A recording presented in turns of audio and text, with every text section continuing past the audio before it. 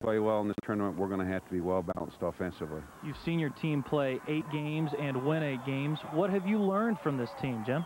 Well, I've learned it's exciting to be undefeated, so they're a great bunch of kids. They work very hard. I love their work habits, and they're very determined, and I think they're beginning a new season. That's what it's all about. You play the Rockets tonight. They have had limited success this year. What kind of problems can a team like Broad Ripple give you?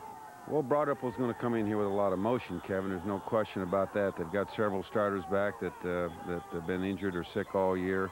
They're a good, strong power team, and the weather seems to be conducive for that type of game. So I look for a good football game. Well, Jim, good luck to you tonight. Thanks, Kevin. All right. The Carmel Greyhounds and Broad Ripple. We will have highlights tonight at 10 o'clock, along with all the rest of the games from the area with Ed Sorensen. That's where we're going to throw it right now. Back to you, Ed.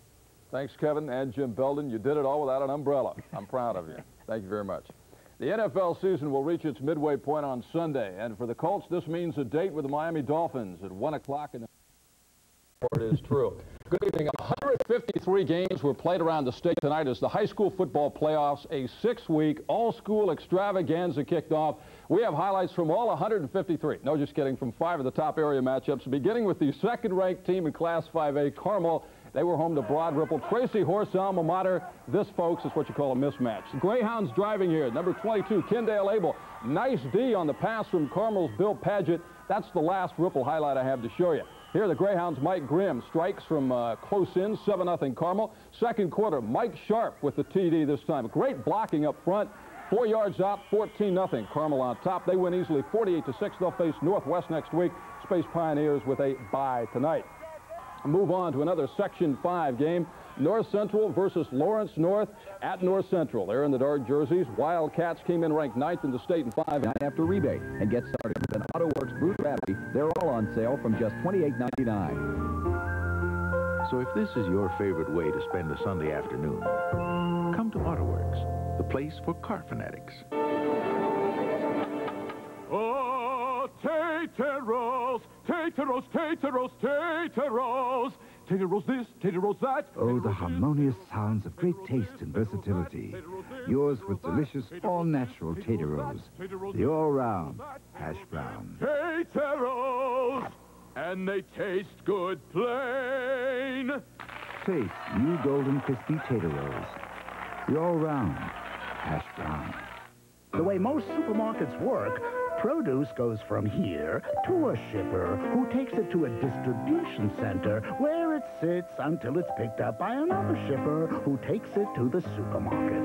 That costs you money and freshness. But at Cub, we deal directly with the best growers, so most produce is shipped from here to here. That's how Cub gives you maximum freshness at assured minimum prices. Cub Foods, it's a new way to run a supermarket.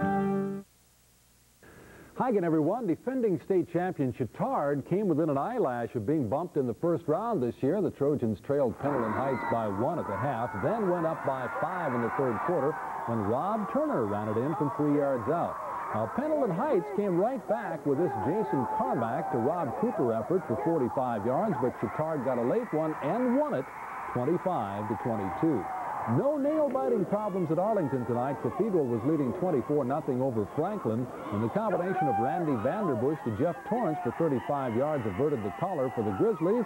24-6 the final. Lee Owens has a laugher and an upset.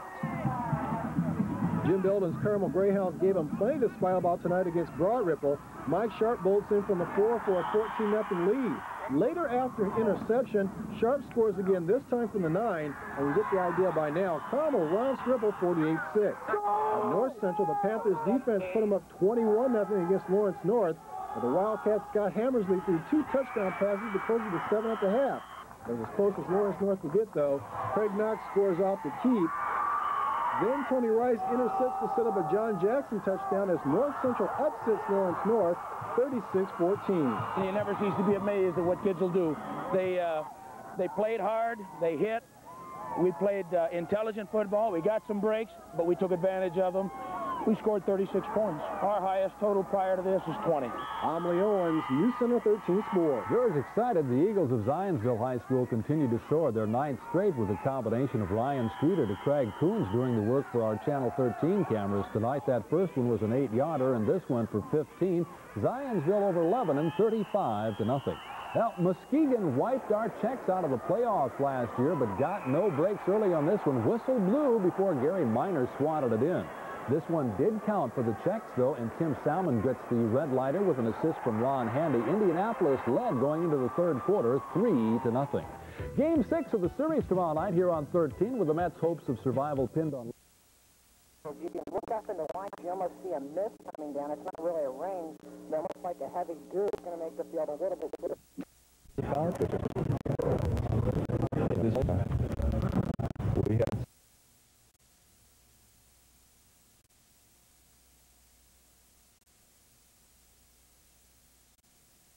At Bloomington tomorrow at 1 o'clock, Wolves coach Bo Schembechler has read a clipping or two about the offense.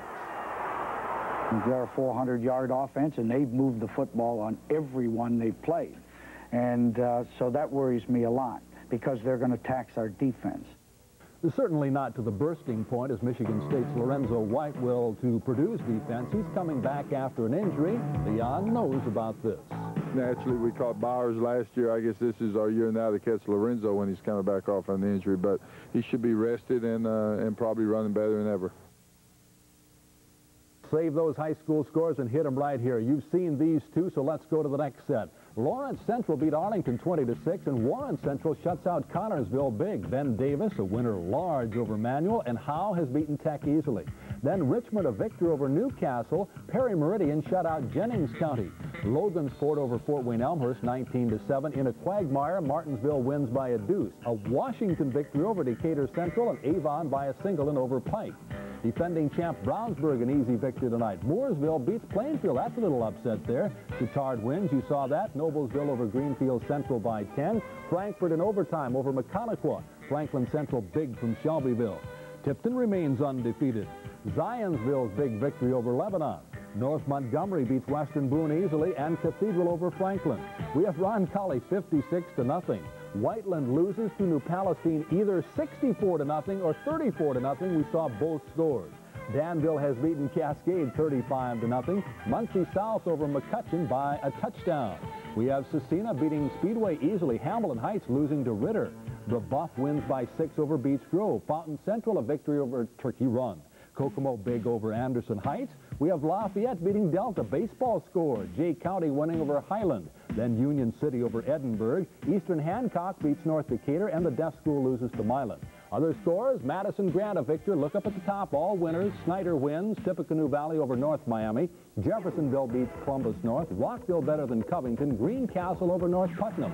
Marion wins easily from Muncie Central. Yorktown by 3 over Elwood. Hey, Yorktown! Lafayette Jeff beating Anderson. West Lafayette over Peru. Mrs. Sinoa better than Alexandria. And Knightstown over Centerville. And that's the sports tonight. And when Betsy Ross joins us on Monday, I want you to break out the Connorsville Warren The old Spartans, all right. Right. Okay. Those will be at the top every Friday. Yes. Warren won, by the way, Betsy. We'll be back in just a moment.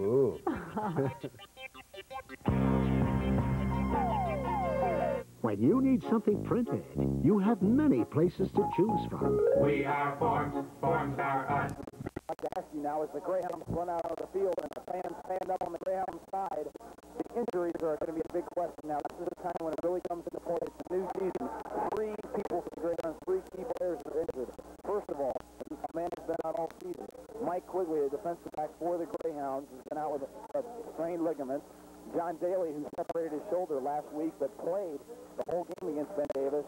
And finally, tailback, all 3 of them are seniors. John Dillon, who got knocked out in the first half and didn't play in the second half. What are the status of these players? Well, John, as you mentioned, Mike Quigley has been out all season, has been out for quite a bit of the season. Before the season started, he showed quite a bit of promise at the cornerback position. However, he injured his thumb early on. He has not dressed for this game. They are planning, I believe, to get him into action next week, maybe against Northwest. And then as the playoffs progress, he is healing well and rapidly. John Daly was hit at the beginning of the game against me, John. Last week, John Daly was hit at the beginning of the game. He separated his shoulder, and there are conflict reports of whether or not he will play tonight. He is dressed, but different people are saying he may or may not play. We're not sure. We'll have to see as the game progresses. And then for John Dillon, he got his bell rung pretty well last week also against Ben Davis. And he was knocked out, had a pretty severe concussion, but he has recovered from that fully, and he should be starting tonight at tailback. So the Greyhounds, with the exception of John Daly, appear to be fully in shape. All right, Greg, thanks for that report. Well, the Greyhounds captains right onto the field along with the Rockets captains, but the whole Greyhound field, the Greyhound team is out onto the field to the first hash mark. So a lot of spirit once again is going to be showed for the Greyhounds in any game. The Greyhounds usually are ready to play. Yeah, talking to that, I'm talking to a few players about why the team always comes out onto the field, and they say that every team has its leaders, but they want to keep the team almost in a equal status. If the whole team could go out to the refs where they flip the coin, I'm sure they don't like to. Also, mentioning injuries, we would see Bill Paget has had a sore arm for a couple of weeks here. I've heard it's been no worse, and he still should be able to feel pretty good tonight. So, especially going against Ben Davis, who runs quite an unusual defense, especially against, they always play running teams. They don't have a strong defense against the pass going on. We could see Billy go upstairs quite a bit tonight. Well, the Greyhounds will kick off right now to start off the game. They'll kick to the Rockets. We're just getting set for the opening kickoff. We'll run down the starting lineup right now for the Rockets. Starting at quarterback, and a 5'10", 170-pound junior, Leonard Lee. Starting at tailback, a 5'5" senior, Robert Raby. Starting at powerback, a 5'11", 170-pound junior, Andre Allison. Starting at fullback, a 5'10", 170-pound sophomore, Clifton Lyle. Going across the offensive line, the center, a 5'10", 205-pound junior, Richard Oberon. The guard, Keith Cork, a 5'8", 180-pound junior, and Kevin Rooney, the 6', 245-pound guard. Brian Pine, a 6'1", 240-pound senior, and Brian Madden, a 6'4", 265-pound senior, will also be the other tackle. The two tight ends, Jeff Anderson, a 6', 175-pound junior, and Sam Hudson, 6', 190-pound senior. So we're all set for the kickoff. John Dillon is ready, booted, and deep for the Rockets to receive it. Number 22, Ken Diablo. He fields it as 25, moves across to the 30, and took down just shy of that, about the 27-yard line, I believe. So that's where Broad Ripple will take over first and 10. The leading kickoff receiver for Ben Davis, Broad Ripple, has been Charles Miles for the season, but he has been out for the last 6 weeks. He was a big question mark so far this season, for tonight's game, on what would be going on. And talking to their coach, he did say, hopefully he'll be out in tonight. He has been out for 6 weeks, so maybe you see a little bit of Miles as the game progresses. Rockets opposed to line of scrimmage. First and 10 from their own 28. Lee over center. Our I formation with the two tight end set. Against the second back through across the line of scrimmage. That's Allison. He doesn't pick up anything. He may have lost a yard. Hit as soon as he received the football. Dropped a loss of 2 yards. Our flag is now tossed in the air, and that probably will be a penalty against the Greyhounds from the way things look. Unsportsmanlike conduct will be against Carmel, and that's unfortunate after stopping them on the first play from scrimmage. Especially early in the game, you don't want to get down. You don't want to have the penalties going against this. Play like that could continue to happen. It would really hurt the Hounds, especially now. Broad Ripple's going to have really pretty good field position starting right now about the 36-yard line.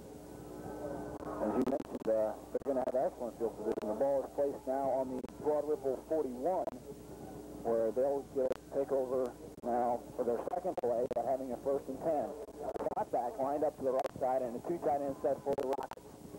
I formation, the option play. Lee pitches back to his fullback. Fumble. I think the Rockets recovered it. We have to wait and see. It's deep. If they recovered, it's still for a big loss. The officials haven't signaled, so I think the Rockets recovered. The pitch back that time was the quarterback, Robert Raby. The pitch was high and behind him, and he had problems getting a handle on it. In either case, it goes for a loss of 7 yards to bring up a 2nd and 17 now. 2nd and 16 for the Rockets. And looking at Bobby Raby's statistics this year, has had 117 carries for 454 yards. That's almost 4 yards per carry. He's had 4 touchdowns and 3 fumbles. Adding the next one there, that pitch was a little high and maybe a little behind him. The problem with that pitch, and almost like the team fumbled it twice before recovering. The ball is placed now back at the line of scrimmage, so it's 2nd and 10 from the 41 of the Rockets.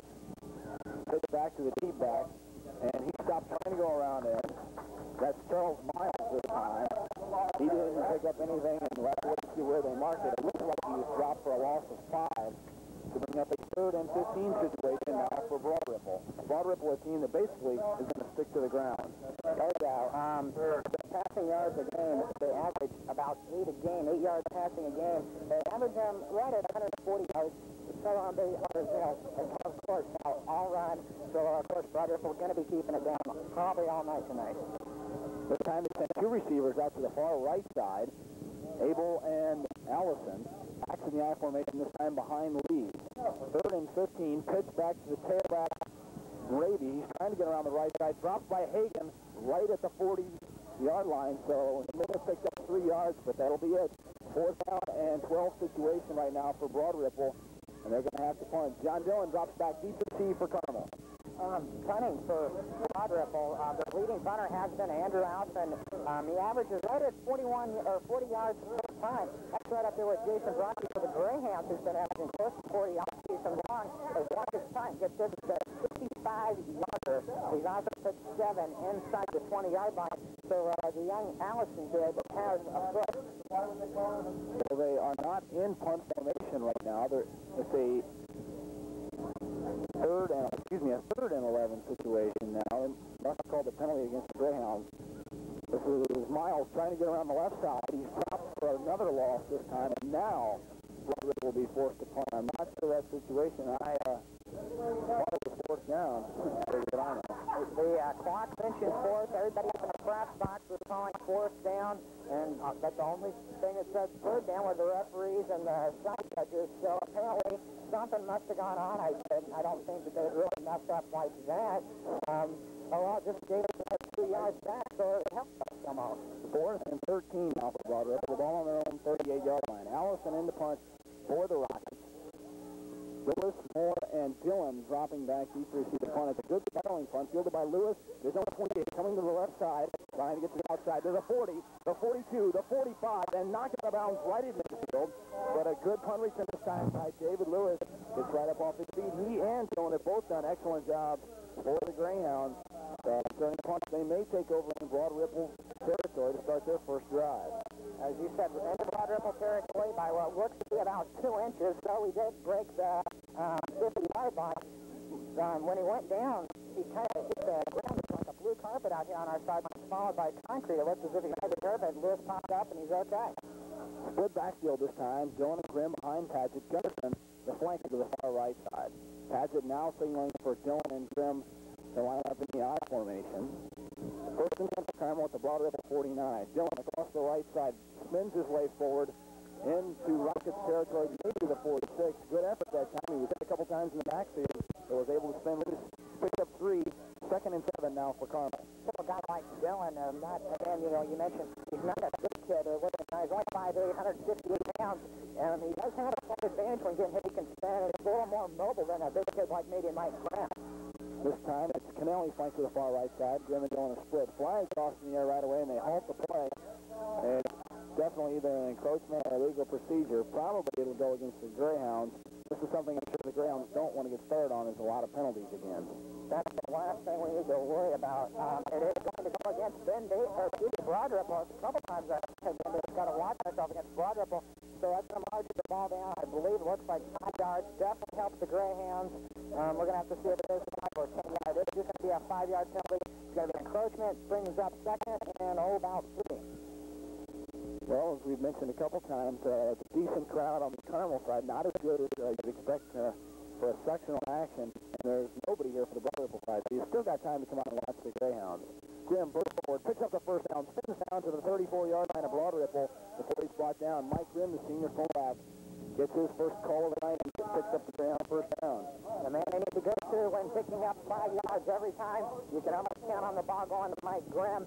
He's a big kid, likes to take the ball right through the line, likes to blast his way through. Again, picking up the 1st down for the Greyhounds tonight. Ball resting on the Rocket 34-yard line. Smith is lined up in the flanker position. Ordinarily, he's a split end out to the right side. Then them in split formation. Grimm bursts forward, breaks through the 30-yard line now down to about the 28. He picked up about 5 yards, 2nd and 5 now for Carmel. Grimm, as you said again, Mike's to blast through those plays. In the first couple games, was the leading score, still is leading score, but for a while, it looks like he might be the only person to score this season. They get it close to the goal line and then give it to Mike, and he just kind of walks his way in. This time Smith once again flanks to the right. Rockets showing blitz. They play a 4-4-3 defensive alignment. And a do blitz. Grimm across the right end. Picks up the first down. Knocked down at about the 24-yard line. Pick up about 5, maybe 6 yards this time for the senior fullback. Moving the chains. The ball is going to be played down to the Rockets' 24-yard line. I think they're going to call for a measurement.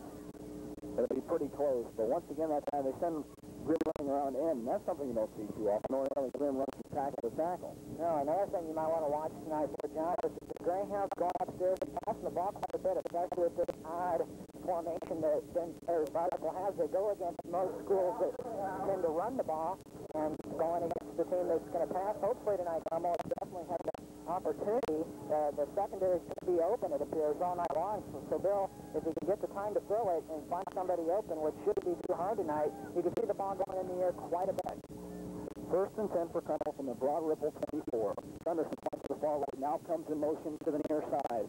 Grimm and Dillon in the I formation. Switch back to Dillon. Tries to get on the right side. Trips up and falls forward to the 22-yard line. A pickup of about 2. That time you looked like you had a little room to run, but then suddenly the hole closed off. 2nd and 8 now for Carmel. When I was down on the field last week, the thing that surprised me about Dillon is it seems like every time he gets hit, you'd think he'd be hurt, because he just always seems to hit and slip, so always seems to go forward to bring up a couple yards. There probably would have only got a gain of less than 1, but just let his momentum take him a little bit, picked up almost 3 yards on the play, so very mobile on Dillon. Lord and Brackey are tight ends. Now in front to the right. Grimm and Dillon in the I formation behind pass. It's 2nd and 8. Play action pass. Out play back pass. Fires over the middle. Intended for Lord. Tipped in and out of the hands. Great defensive play by Broad Ripple that time. They had Lord open, but pass just floated it. Kendall Abel knocked the ball out of Lord's reach, but pass just floated it out there. That was the only problem. He didn't really zip it.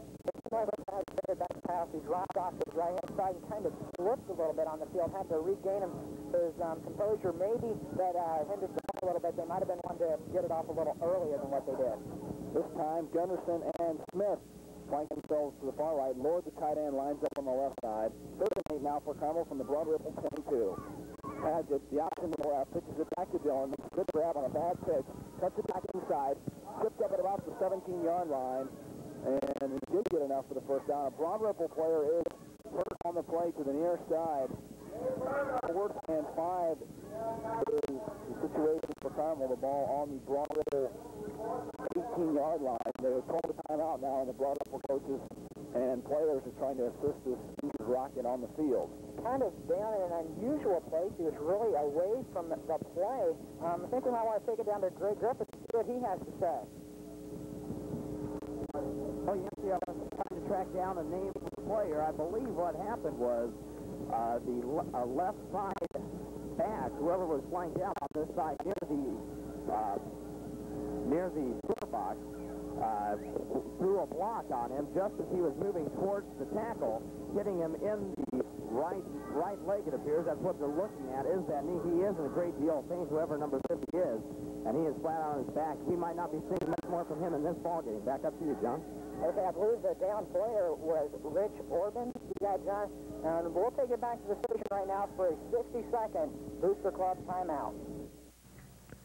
Tonight's sports telecast is being brought to you by contributions supplied by the Touch of Class limousine service.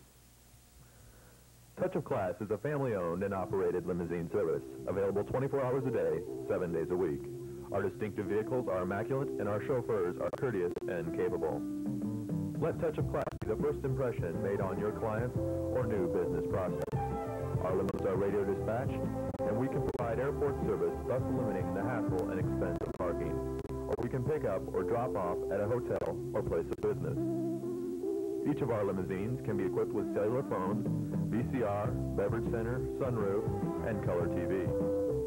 However you use our service, Touch of Class limousines provide an atmosphere of quiet elegance. The next time you're making plans for an important person, remember to add a touch of class. For reservations, call 317-846-4743.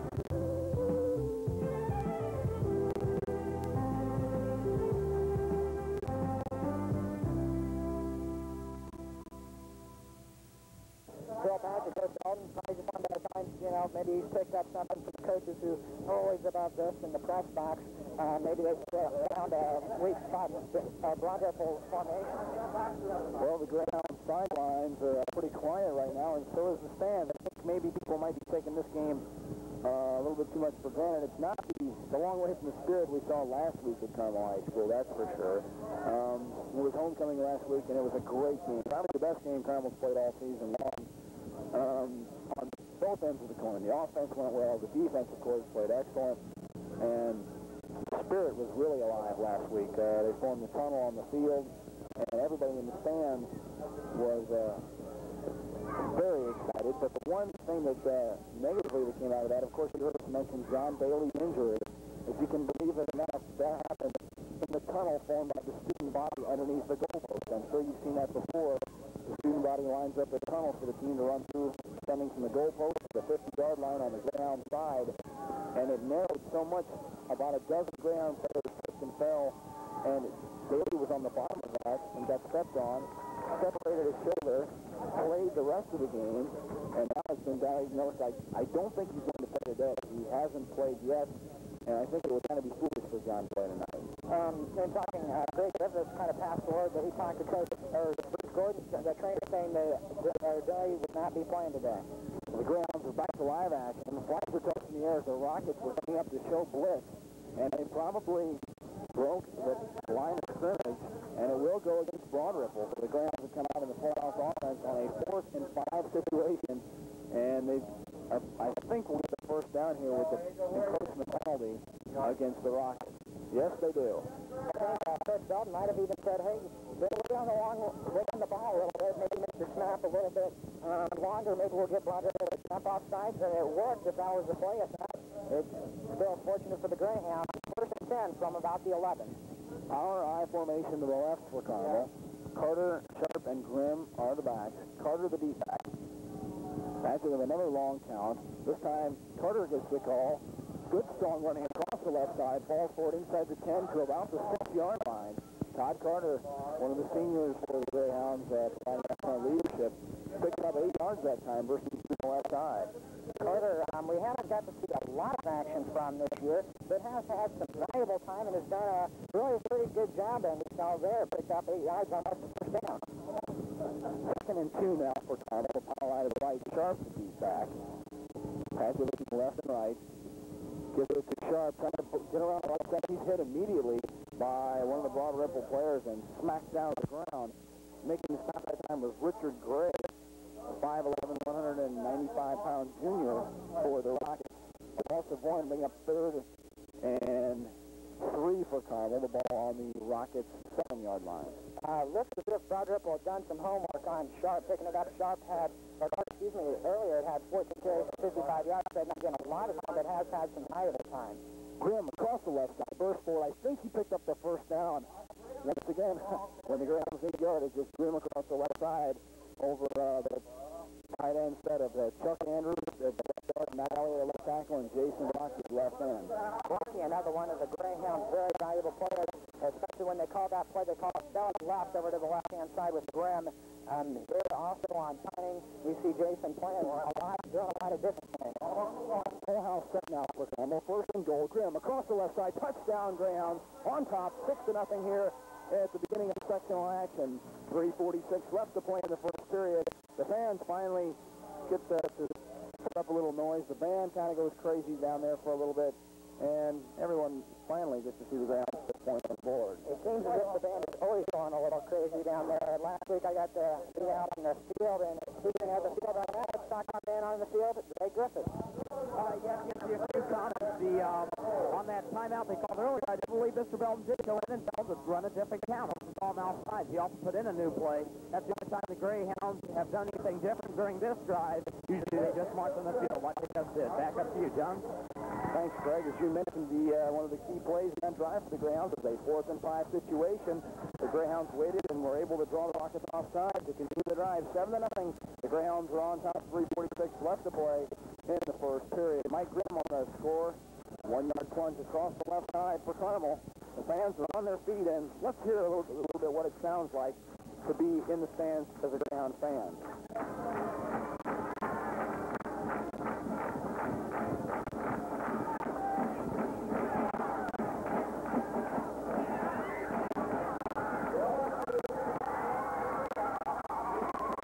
There's what it's like to be a Greyhound fan. If you're sitting at home, this is what you're missing. 7-0, the Greyhounds are on top.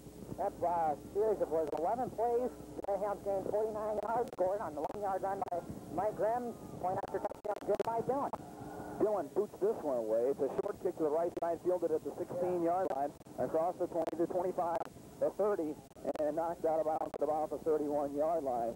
Carrying the ball that time for the Rockets. Didn't pick up his number. It was a short kick, though, by Dillon. Rockets will take over in relatively good field position. Did you catch the number on that one? I didn't. No, I believe so. It might have been, or no, it was the good signal. Daryl Hollingsworth, number 27, about 760 pounds, ran back for Broadrip. We see a variety of players that'll probably be running the ball back for him tonight. Broadrip lines up this time in a power I formation. Option play to the right side. Lee keeps it, the quarterback. And he got across the 33-yard line, maybe to the 34 before he's met by Chris Grossos, the left defensive end for Carmel. He stopped after a pickup of 3. 2nd and 7 now for Broadrip.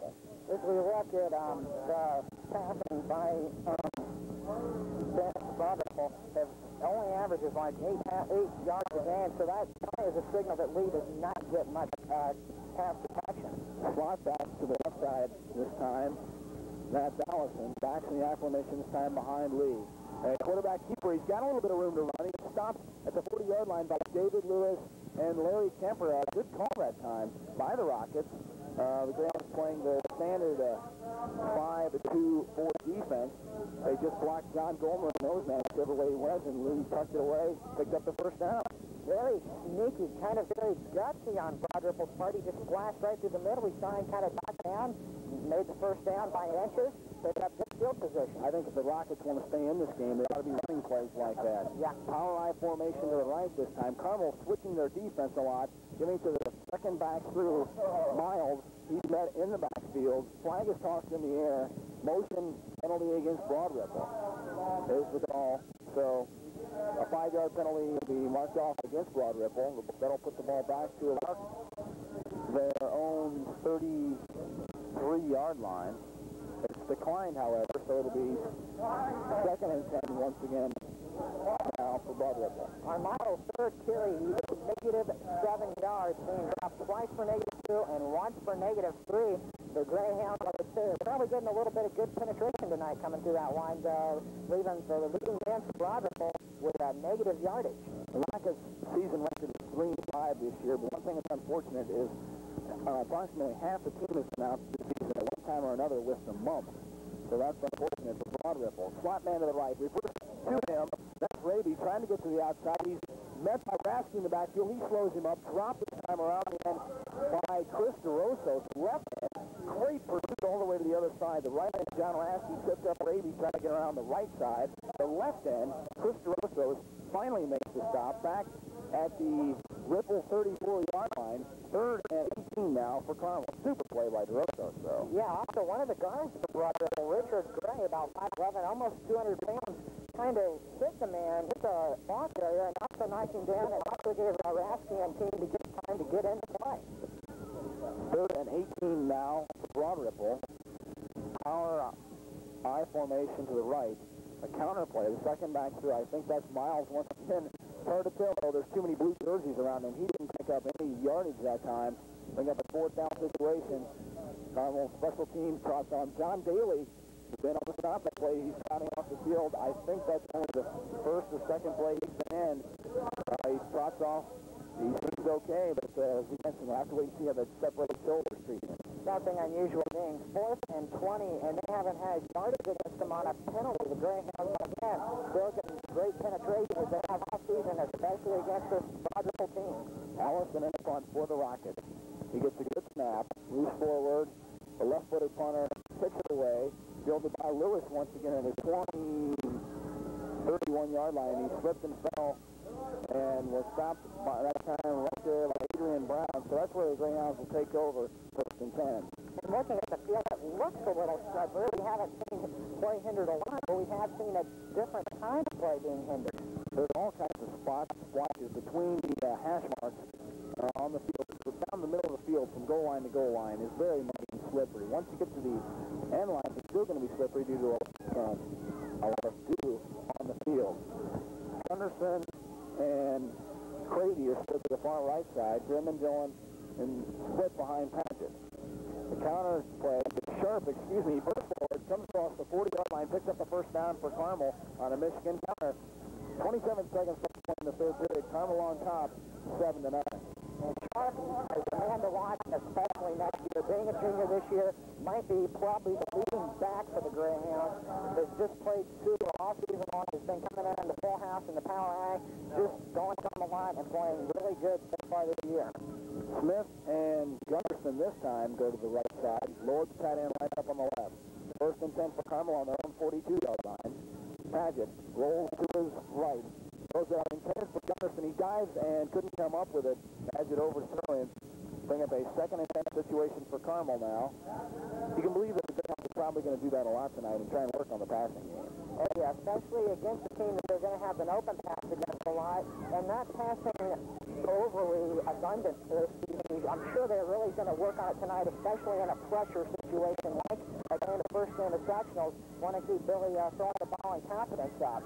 Out of the top 4 receivers on the year for the Greyhounds, 3 of them are either backs or tight ends. So the receivers haven't gotten a whole lot of work so far this year. Backs in the I formation. Option to the left side. Paget drops behind the line of scrimmage for a loss this time. He lost 1, maybe 2 yards.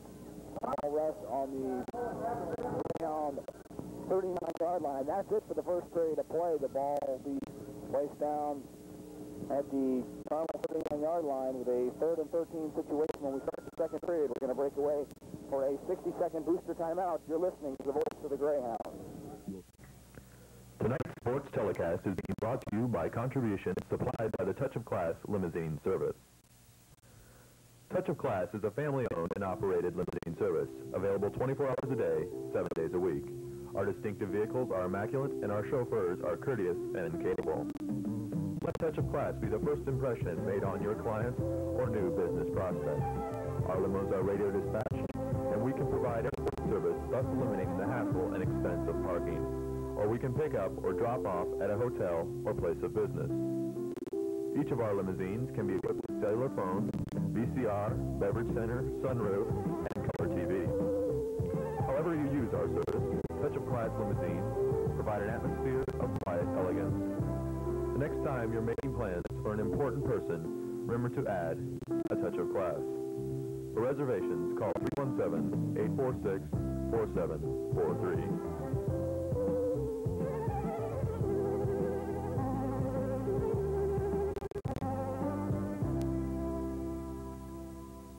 On a 3rd and 13 play for the Greyhounds. The Greyhounds lined up in a shotgun formation. Bill Paget rolled to his right, has a shovel pitch forward to Mike Sharp.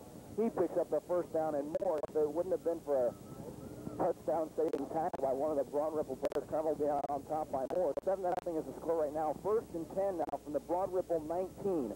Power I formation, back to live action to the left side. Paget fakes, play action pass intended for Brocky. He underthrew him that time. Paget was hit and slipped and fell down. He had Brocky open, but couldn't get it to him. Try and catch up. First chance, you might as well try and describe the play we missed. Well, Paget lined up in a shotgun formation, something not seen a whole lot this year. Billy saw Sharp kind of run out. It looked as if he was going to block and then quit blocking, found an open space and threw a end-over-end shuttle pass forward. Looked like a punt. And then Sharp had an open field and would have had a touchdown if he didn't slip and kind of trip accidentally over a Broad Ripple player who had fallen. So it was very close to scoring. Lord lines up on the right slot. Kennelly and Smith flank to the left. Grimm and Sharp split this time behind Paget. 2nd and 10 from the Broad Ripple 19. Paget rolls to his left. Intended for Smith. He hits him. He's got the first down inside the Broad Ripple 10. It'll be 1st and goal for Carmel for Frank Smith. That's his 3rd reception on the year. So he picks up the first down for Carmel. 1st and goal at the Broad Ripple 9-yard line. As you mentioned, the receivers have not had a lot of receptions so far this year. It's been mostly backs and tight ends. If I were Coach Dalton, the way I think Coach Dalton's probably thinking, he's going to let Bill throw to his receivers. Those being Smith and also Kennelly and Gunderson and Cady a lot tonight. Wishbone offense now for Carmel. 2 tight ends set, Rocky and Lord. Flags tossed in the air. It'll go against the Rockets. Quite a few times they've lined up in the neutral zone. Encroachment call. 11:05 left to play in the first half. Carmel on top, 7-0. I'll tell you what that looks like they're doing. That looks like they're trying to put on a blitz almost every other play. It's just been rushing the line, and you get so many people up on the line. It looks like they're just getting confused and lining up just a little too close. And once again, talking about the 3rd time tonight, been called for encroachment. And when you still blitz that often, and when you do blitz, you get a lot of one-on-one coverage in the defensive secondary. So Greyhound's airwaves are open tonight. Once again, the wishbone formation for Carmel. Grimm, the up-back. Sharp and Carter, the D-backs. Mike Sharp across the right side. Touchdown, Greyhounds. Right over the right side. Had a hole big enough to drive a truck through. And the Greyhounds are on top, 13-0. Sharp carried the ball 4 times tonight. One of them for no yardage and already has 57 yards, leading the whole Greyhound team. And I think this might be the first time after a quarter that Mike Grimm has not been leading the Greyhounds in rushing. John Dillon will be in to attempt the extra point for the Greyhounds. Huge gaping hole that time for Sharp to run through across the right side. Excellent blocking. Kennelly for the hold. Good snap. And Dillon puts it right through the upright, and it's good, 14-0. The Greyhounds on top. Right now we'll try and go down to Greg Griffith, standing down along the goal line for the Carmel Greyhounds. Greg, what's the story? So, Don, as you said, there was an absolutely gaping hole there for Mike Sharp to run through and make it into the end zone. The Greyhounds doing a fantastic job blocking. One thing they're missing, though, a little bit, might hurt their enthusiasm, is we're without fireworks tonight. Cubs are in sectional place. Some of the frills they normally have here at Carmel High School, the fireworks, and some of the student support down the field, such as the tunnel last week against Ben Davis, cannot be done because of the IHSAA rules. But believe me, that has not hurt the Greyhound football team spirit any, as they are up in front 14-0 at this point. Back up to you, John. You mentioned the different rules. This is not a Carmel High School football game. This is an IHSAA football game. Just happens to be played here at Carmel, and Carmel just happens to be playing here. We have really no control over what goes on. It's all done by the IHSAA. Dillon has a quick kick straight up the middle, knocked down by a couple of Rockets. This time it's hit by Raby at his own 25-yard line and hit right there. So he won't go any further. As we mentioned, though, this isn't a Carmel High School football game. It's an IHSAA game as the Rockets take over 1st and 10 on their own 25-yard line. Nancy, if you can, scare up some official word, but if I'm not mistaken, and Mike, I know this is a fact, but I want to explain it to the audience, how I know the Greyhounds have a possibility where they could play the first 4 games of the playoffs at home. If you can, maybe we can share that up. Broad Ripple approaches the line of scrimmage, lines up with a slot back to the left, I formation. Lee rolls out to his right as if he's going to pass. He's got heavy pressure by Hagan, intercepted by Bo Belden at the 34-yard line. Now they'll mark it to 32. Greyhounds take over 1st and 10. Lee obviously isn't accustomed to passing. The Rockets only have 34 yards passing on the year, and Belden picks that one off. It's great pressure by the Greyhound defense. We'll pick up the Greyhounds can get us home a little bit later on. But wow, Bo Belden being open, as they mentioned in Indianapolis Star a couple weeks ago, he is one half of the best 2-man linebacking crew in the state. The other being, of course, Hagan, and once again, proving him right. I tell you, you can't even include those two. Chris DeRosa and John Lasky double as the tight ends, and sometimes they fall back as linebackers, and those two are awful good, too. Fuller, the tight end, lines up on the right side. Gunderson and Cady to the left. Has it. Drops back to pass. Looks down the middle. Intended for Lord. Throws it over everybody's hands. In and out of hands, actually, of one of the Broad Ripple players. Looks like it went in and out of Abel's hands. So it'll bring up 2nd and 10 for Carmel. That's the second time we've seen Bill go to Lord in the end zone, and over the middle. Time he has thrown it a little bit high, kind of lofted it, trying to give Lord some time to run over it. But Lord is being covered out there, while he's just next and Rod Ripple's the bees, because they are just trying to put the 3 men on every time they're in the end zone tonight. This time Lord splits a little bit to the right side as Smith and Kelly side to the left. Dillon and Grimm in the I formation behind Patrick. 2nd and 10. Draw play to Dillon. Huge hole. 25, the 20. Brought down at the 15-yard line. A huge, gaping hole that time for Dillon, made by the offensive line on a draw play. I think I could have run through that hole. Anybody sort of, they're just leaving them open. They're just, I think the coaches up here really picking it up. They're trying to pick up small things like that, but they've left the hole open. That's the second time now the Greyhounds have picked up. The third time now they picked up 3 yardage on just the right side of the ball. There's just a big hole. I'm sure Ben Davis is going to be looking how to contain them, because it is definitely a problem. Full house backfield now for Carmel. 1st and 10 from the Broad Ripple 15. Padgett looks left and right, barking the signals. He option play to the left side, keeps it himself, turns it up, and is knocked down at about the 10-yard line. Faked it Grimm that time, and kept it on the belly option. May have picked up 4 yards. Have to wait to see where it's spotted. 2nd and 6, we'll call it for Carmel. And Bill Padgett likes to run the ball. It seems he does like to go down. He doesn't dive when he goes down. He likes to run right into the defenders, along with the other 2 quarterbacks for the Greyhounds, Steve Harrington and Jason Moore. And that's one way to get hurt. And right now, Bill has a sore arm, which might be a cost from this. The Greyhounds' offensive style, however, and the quarterback's got a mold of a 2nd and 4 now for Carmel from the Broad Ripple 8 wishbone formation. Mike Sharp going across the right side, pick up the 1st down, still on his feet, push forward, touchdown. Great individual effort by Mike Sharp. 20-0, Carmel's out on top. Sharp's 2nd touchdown of the night. That's yard number 66 from Mr. Mike Sharp tonight.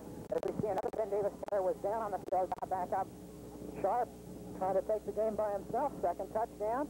Gives the Greyhounds right now a 20-0 lead. I'm sure they're bringing Dillon on to go for the extra point.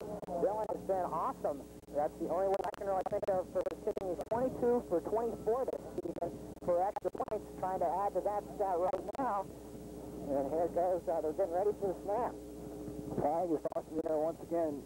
You have to get it if you're going, what's happened so far, it'll go against Broad Ripple. One thing you mentioned about the running quarterback, that's just the Carmel, Mr. Belden, Coach Belden's offensive style. It's offside for Carmel, so they mark it back 5 yards for the extra point. That's just Coach Belden's style, though.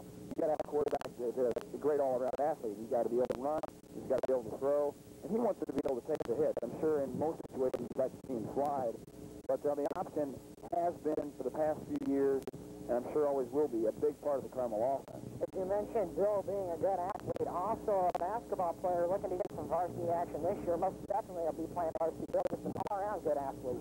A high snap that time. Kennelly does a good job bringing it down, though. Puts it through the upright. Carmel on top, 21-0. We'll take it down to Greg Griffith on the sidelines for the Carmel Greyhounds. Greg, one question I want to ask is how John Daly's doing. He's been in for 2 plays so far. Have you had any word of how long he might play tonight or anything? Well, John, I was wondering when you would ask me that, because John Daly started my football game. John, I've been keeping a special eye on him because it's been pretty problems. He has been in on defense every time I have looked so far this ball game. I talked to him on that offensive series, asked him how his shoulder felt. Defense giving him no problems whatsoever, so if he's not hurting, the Greyhounds are going to use him. That's good news for Greyhound fans. We'll keep it back up here. Helmets are raised on the sidelines for the Greyhounds. 21-0 is the score. John Dillon set to kick off. 8:53 left to play in the first half. A low line drive kick fielded by Rady at his 10-yard line. Cuts it back to the middle of the 20.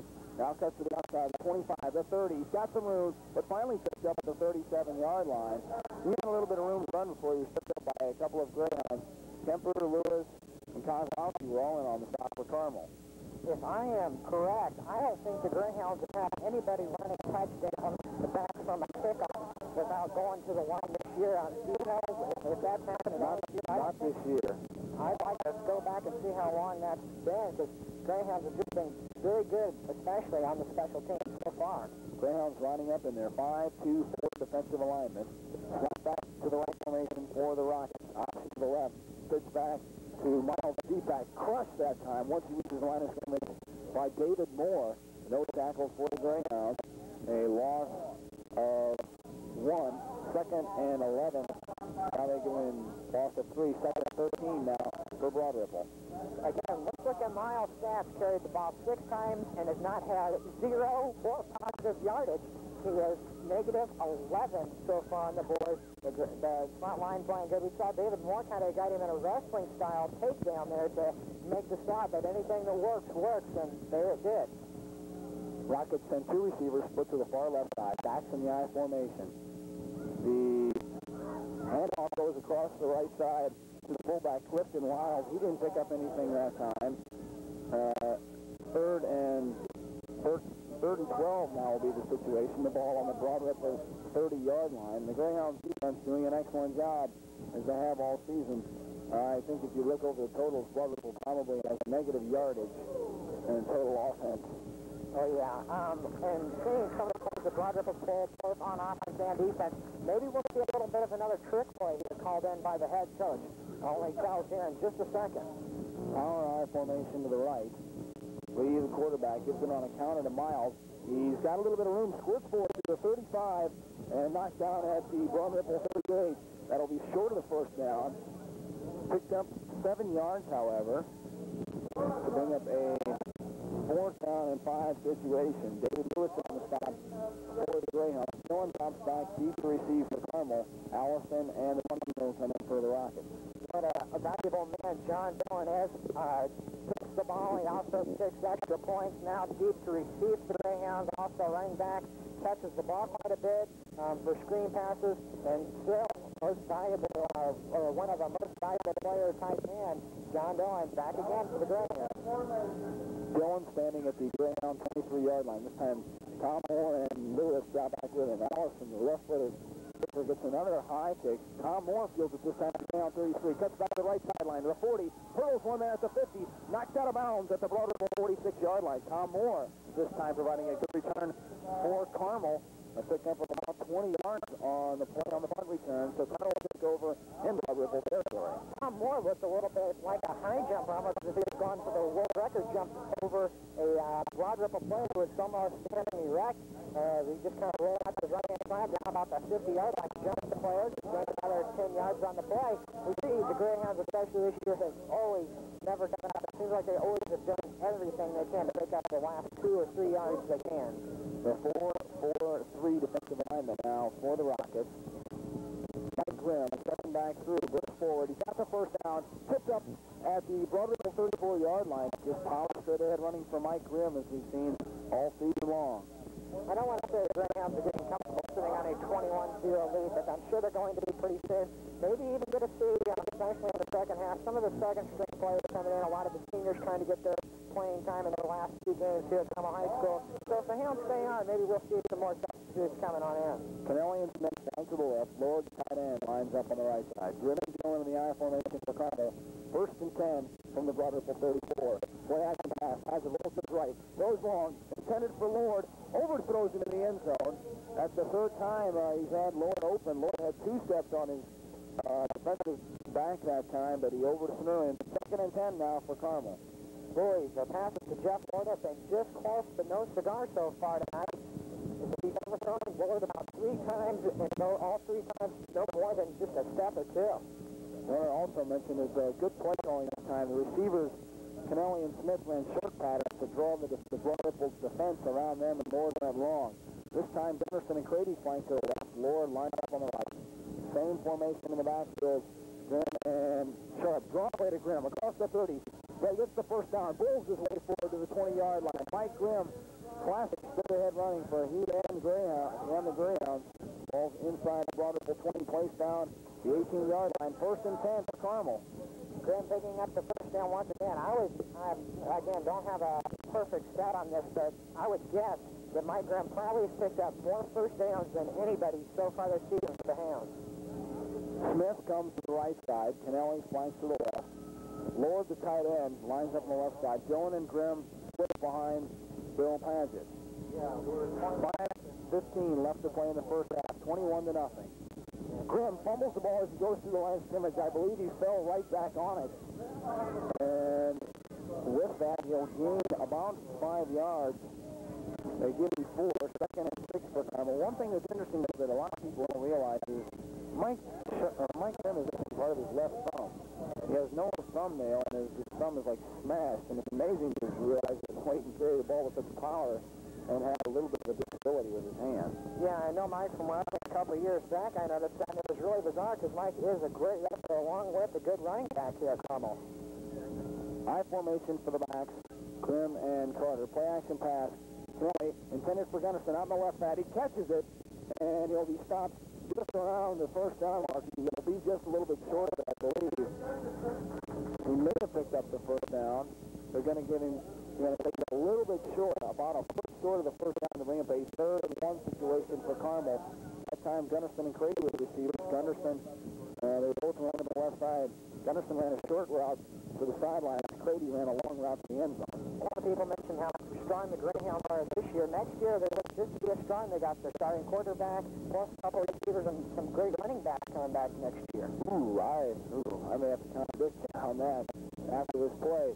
Sharp goes across the left side in the power I formation, and he falls short of the goal line to about the 3-yard line. Picks up the first down, however, 1st and goal for Carmel.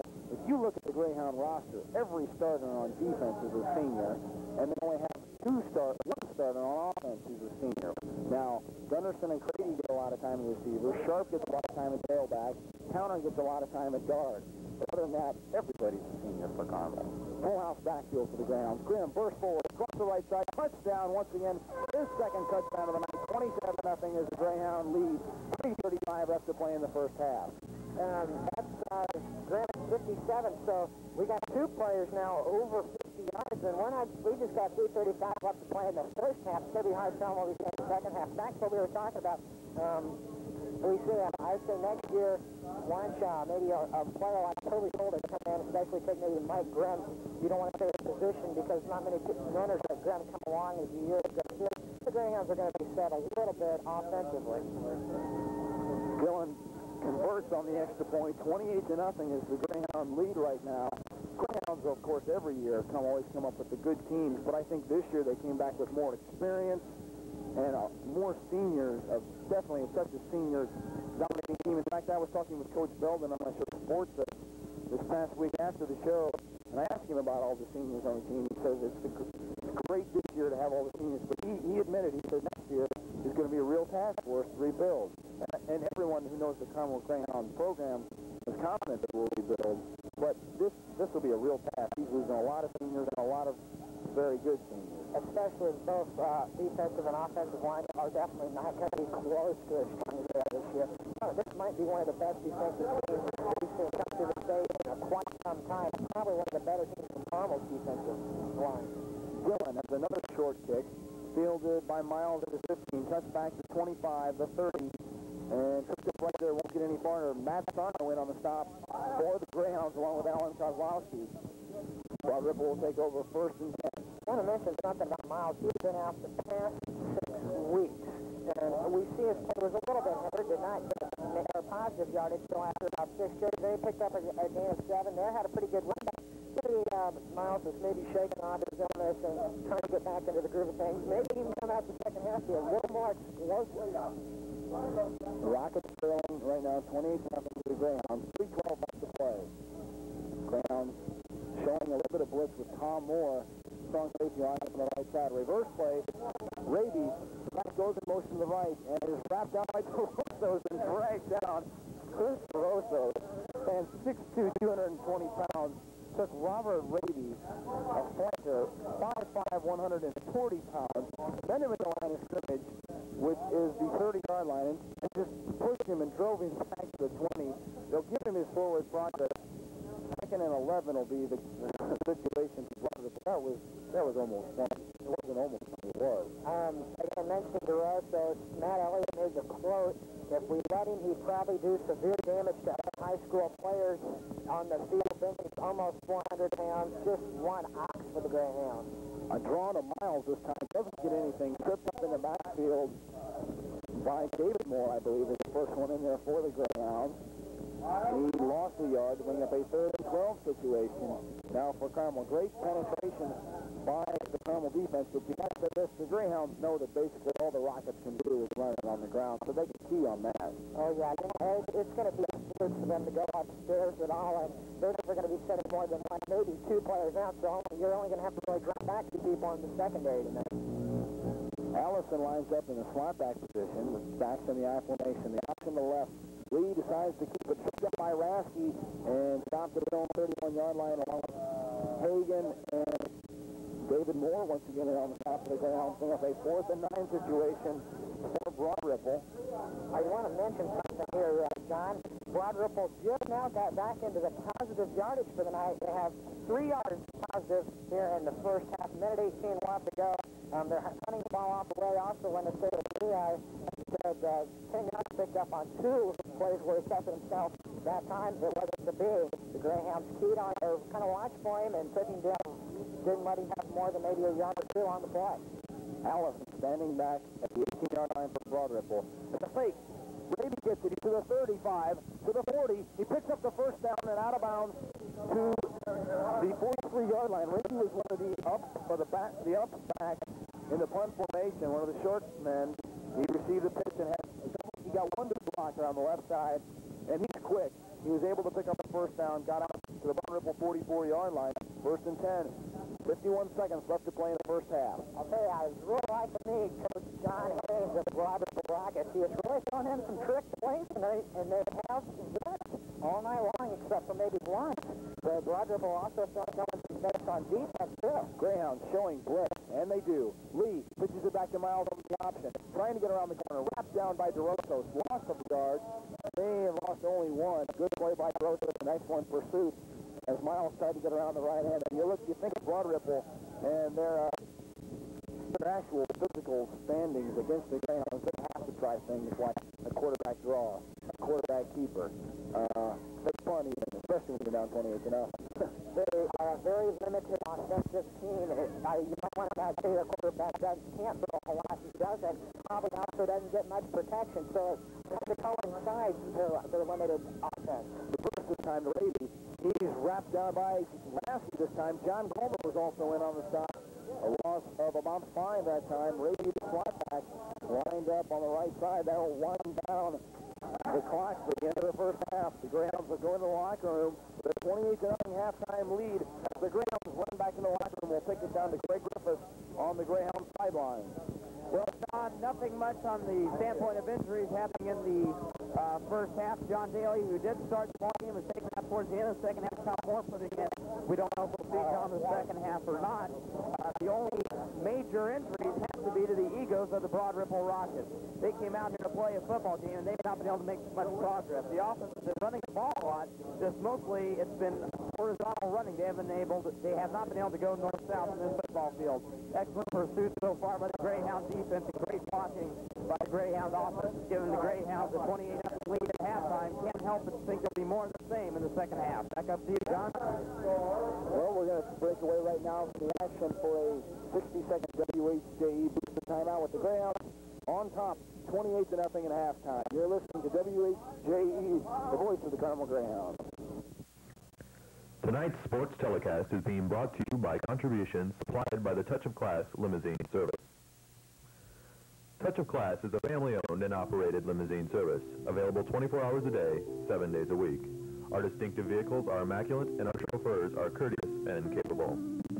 Let Touch of Class be the first impression made on your clients or new business prospects. Our limos are radio dispatched, and we can provide airport service, thus eliminating the hassle and expense of parking. Or we can pick up or drop off at a hotel or place of business. Each of our limousines can be equipped with cellular phones, VCR, beverage center, sunroof, and color TV. However you use our service, Touch of Class limousines provide an atmosphere of quiet elegance. The next time you're making plans for an important person, remember to add a touch of class. For reservations, call 317-846-4743.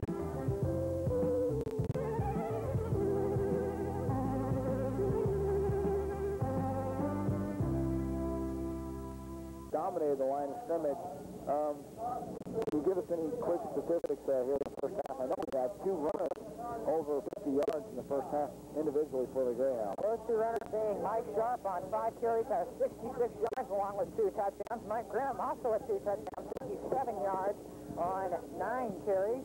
John Dillon, 27 yards on 4 carries. Roy Paget is at 40 yards on 2, along with Carter, 13 yards also on 2 carries.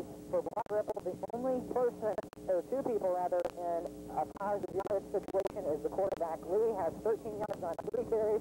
Allison, one of the backs off to the punter, has 1 yard. And we're looking at passing for the Greyhounds. Jefferson has 5 yards pass, along with Frank Smith, 11-yard pass. Right now the score stands 28-0.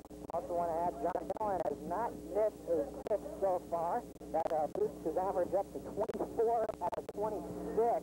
Dillon, just an all-around good player, as you mentioned a little bit, for the Greyhounds. Time, everyone, time to goes for extra points. Running back also caught quite a few short passes. Been back to receive the Greyhounds off time. Been playing quite a bit. Right here, a little bit on a lead on a halftime interview. I'm trying to get everything all queued up here as we see the bands take the field. Also, we'd like to mention the band will be at the Hoosier Dome tomorrow. Down in the state finals. Also, quite a bit of Greyhound sports going on tomorrow. The boys soccer team won today. Beat the Noblesville, I believe, by a score of 2-1. After double overtime, 7-7 overtime. Tomorrow they will be at Heritage Christian today. Also, girls in postseason play is going to be here. The volleyball Sectional is going to be here. So that's going to be on WHG. Me, I'm Nancy Daring, along with Susan Grumman, starting at right about 6 o'clock. Also, the boys cross-country regional and the girls cross-country sectionals will be at the baseball. And we'll take it now to the station back for a 60-second WHJ booster. You're listening to the Voice of Greyhound. Today's sports broadcast is being brought to you by the following WHJE boosters: Harry and Dallas Kernell, Custom Hair Designs, Nancy and Terry Cutter, D. Brook and Company Incorporated, David G. and K.J. Daly, Tom and Sue Dapp Family, Ed and Sue Daughtery, Dave Jason Buick Incorporated, Jeff and Dottie Davis, the Deering Cleaners, Robert D. Dyke, M.D., Jan and Chuck Gilello Family, Ron and Donna Deersing and Family, Mr. and Mrs. Buell Dillon, Michael W. and Susan Dillon, Tom DeMagala, State Representative John W. Donaldson, Ken and Charlotte Dorrell, Grosso Family, Lee and Barbie Duringer, Tom and Judy Duke. If you'd like to be a WHJ booster, send $15 for your family, $25 for your business to the WHJ Booster Club, 520 East Main Street, Carmel, Indiana, 46032. And our halftime guest on this first sectional football game between the Greyhounds and the Broad Ripple Rockets is the head volleyball coach of the Carmel Lady Greyhounds, Jan Fiedler. And Jan, this being your second year as head coach, I know there have been new experiences and new things that you've added in this year. Coming into the season, I know you were very optimistic. How would you assess the season as it's gone by? Well, so far, the season has gone pretty much the way I thought it would go. We started out with a whole new concept this year of total specialization and a new defense. So the beginning of the year took its toll a little bit on getting these things more, but getting girls confident in what they were doing, getting the team together, and confident in each other as players in certain roles. But the season's come along the way we expected. We have improved as we've gone along. We've finished, I feel, right at the right time going into sectional. The girls you have on your team, because it is a veteran squad. You had a very young squad last year, and a lot of return people. I know your lineup changes, but you've had people who have been in there consistently. You might talk first about the seniors who just finished their last regular season here. Yeah, we had 8 returning seniors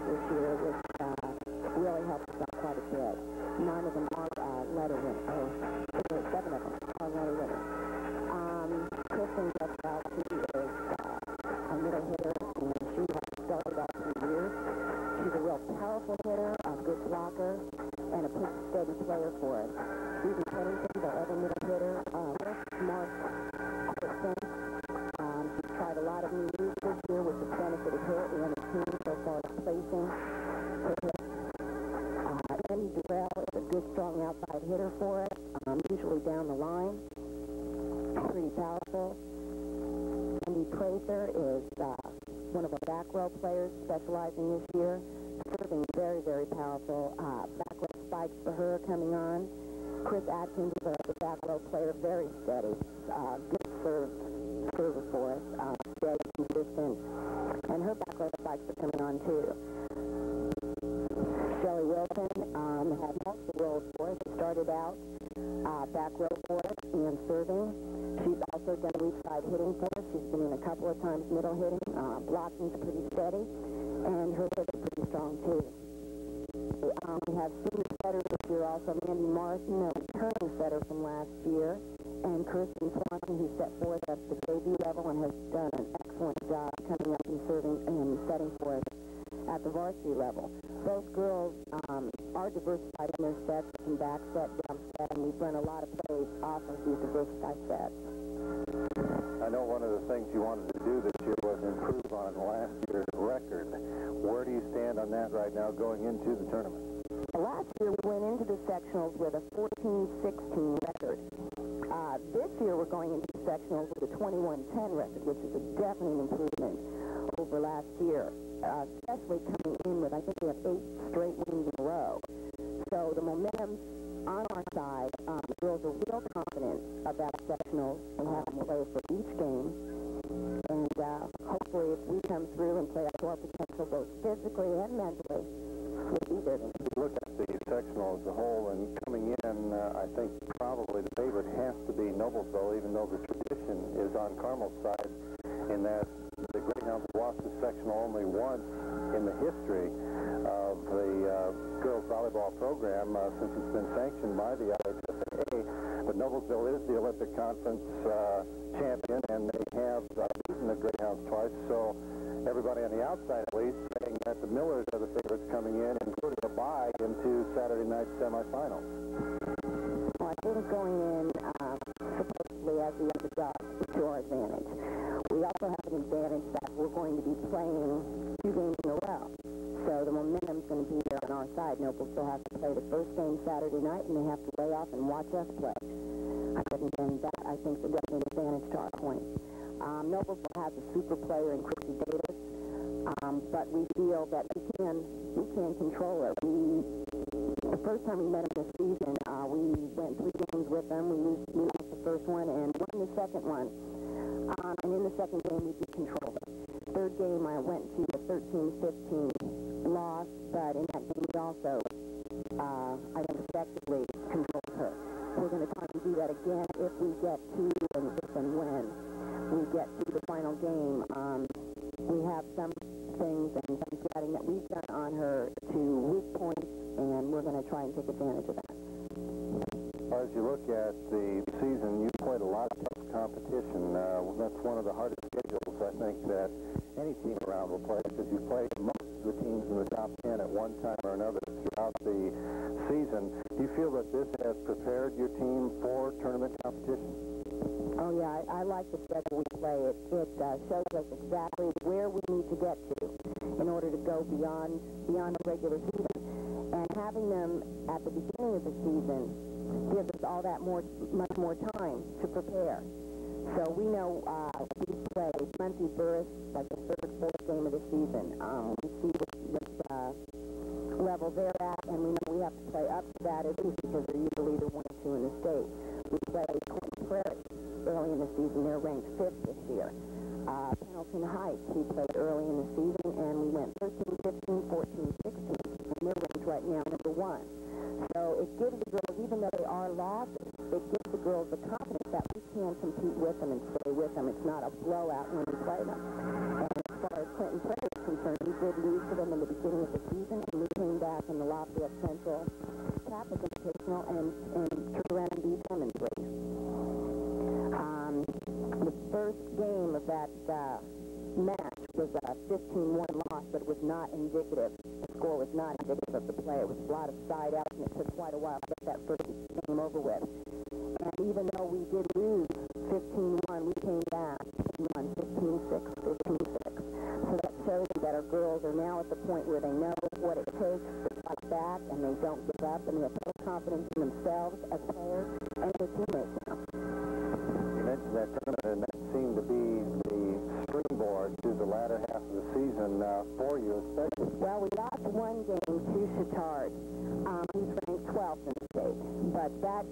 also went down to three games, and the first game we lost 8-15, came back from a 14-7 deficit, came back and won the second game 16-14.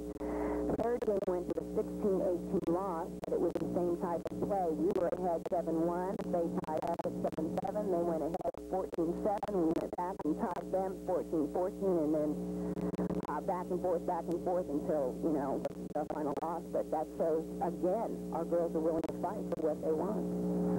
I think anybody who has seen Greyhound volleyball or girls volleyball in general knows that it's an exciting sport, and we'd like to see a lot of people out there tomorrow night, Saturday night, at 6 o'clock when the first round opens up.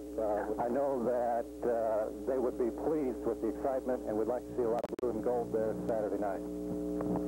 Yeah, we would like to welcome everyone to come out and watch. It is an exciting game, and the girls this year have really done a good job. And once you come out and watch the game, I think you'll be hooked. I think you'll see how dynamic a sport it really is, and you'll want more after that. All right, Dan, congratulations on a fine regular season, and good luck in the tournament here at Carmel High School, and bring home another sectional title. Okay, thank you, Scott. Dan Fiedler, the head volleyball coach of the Carmel Greyhounds, our guest on the halftime show. And we'll be back at halftime with more statistics and information for you in this sectional football game between Carmel and Broad Ripple right after this 60-second timeout.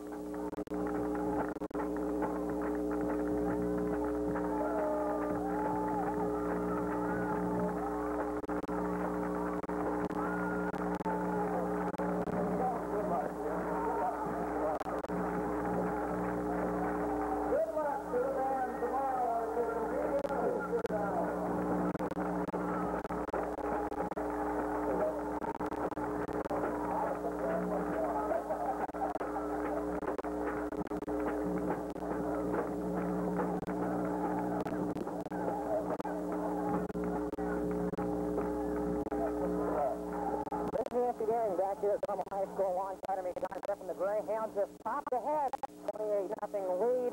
Again, the leading rushers for the Greyhounds, Mike Sharp, 66 yards, 5 carries, along with 2 touchdowns. Mike Graham, 2 touchdowns, 57 yards on 9 carries. The Greyhounds have just come out onto the field. We got a little area scores to pass along to you. Some important information to you Greyhound fans. At the end of the first quarter, Rod Ripple, or excuse me, Ben Davis is up 14-0 over Manual. North Central with 3.5 minutes left to play in the first half. Is leading Lawrence North by a score of 21-7. We're getting traction now at halftime on Ben Davis. Manual, Ben Davis would again to make it 21-0 at the half. Warren Central's up 23-0 over Connorsville at the half. As we talked about earlier, the Greyhounds are chances of playing 4 straight days at home. What it all depends on, definitely, if we go on to win here, which it appears that we would. Next week, we would play Northwest here. Followed by that, it's really going to depend on what happens. If Warren Central and the Greyhounds would end up playing each other and both host their own sectional final, then the game would be here. On the fourth game, I'm not really sure. John, have you heard any word on that fourth sectional game? I believe if we were to play at Warren for the first game of regionals, we would play at home. So there is the opportunity of the Greyhounds, you know, it's a lot of ifs, ands, or buts, but there's a chance the Greyhounds could play the first 4 games at home. You heard that halftime interview Mr. Scott Gregg provided with girls volleyball coach, Mrs. Dan Fiedler, the coach of the wife of Coach, Greyhound coach Mrs. Kesey. The girls playing in the sectional tomorrow, hopefully going to capture the sectional finals. A lot of activities going on tomorrow. The boys soccer team is playing at Heritage Christian after an exciting win they had tonight, a 2-1 victory. The girls are playing on this high school football field tomorrow in the sectionals. The boys and girls cross-country teams will be competing tomorrow. The boys in regionals at Ben Davis, the girls in sectionals, and the band competition will be in the state finals at the Hoosier Dome. And in case you heard a little music in the background, we don't like to leave the band out either, so during the halftime interview, that was the Carmel Marching Greyhounds you heard, and, you know, I'm ordinarily not that one of the connoisseur of the band or anything, but they looked real good. They looked real good. I was very impressed. Wow, they did play super. Also, like to mention the volleyball sectionals will be on WHG, I believe, starting right at 6 o'clock, as you can hear Susan Graham along with myself coming start the second half action off. Again, your Greyhounds up, 28-6.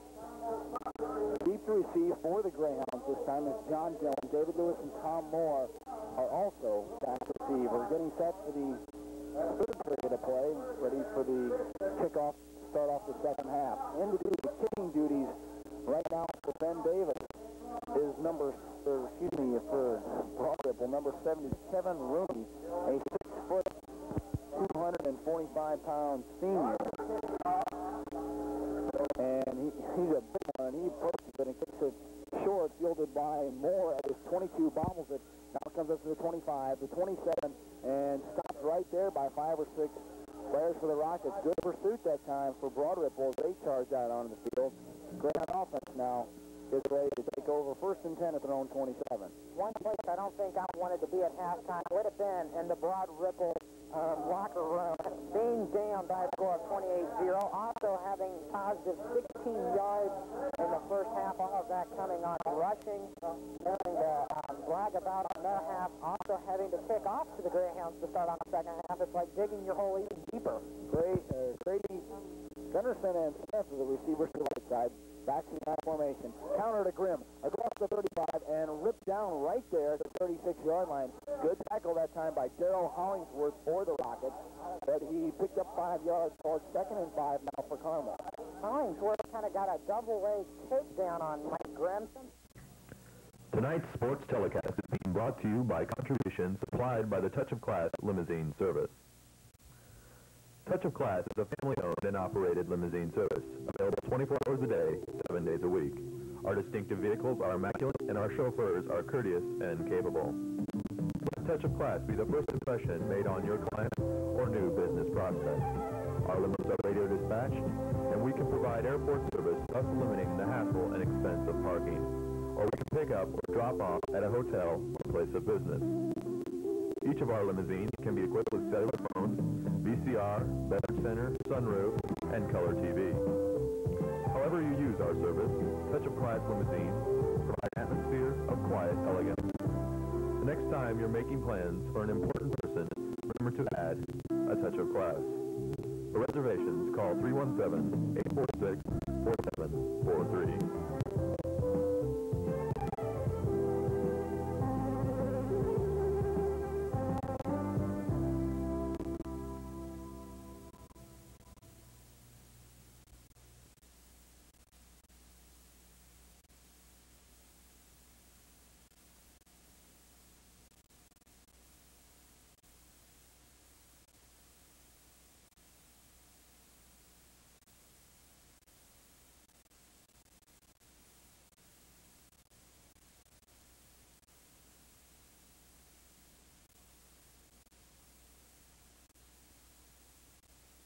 Sorry about that. I had to do it. Once again, Grimm gets the call. He burst forward, got the first down, running straight ahead, breaking a couple tackles. The ball rests now at the Greyhound 44-yard line after that pickup. More than enough for the first down. The Greyhounds moving the ball on ball control. They've had a couple plays. It's been Grimm a couple times, picking up some yardage. We'll talk about Mike Grimm, as we mentioned, probably in the first half. That was the only time he's ever not been the leading rusher for the Greyhounds. Mike just took over. Has 70 yards on 11 carries. Mike Sharp again, 66 on 5. Gunderson and Smith are the receivers. Sharp and Grimm are the backs. Grimm trying to go across the right side, but it's stuck a couple times at the line of scrimmage. Ball forward for a pickup of 3. 2nd and 7 now for the Carmel. Ball's placed down at their own 47-yard line. Grimm really got stuck at the line. We saw him whip around.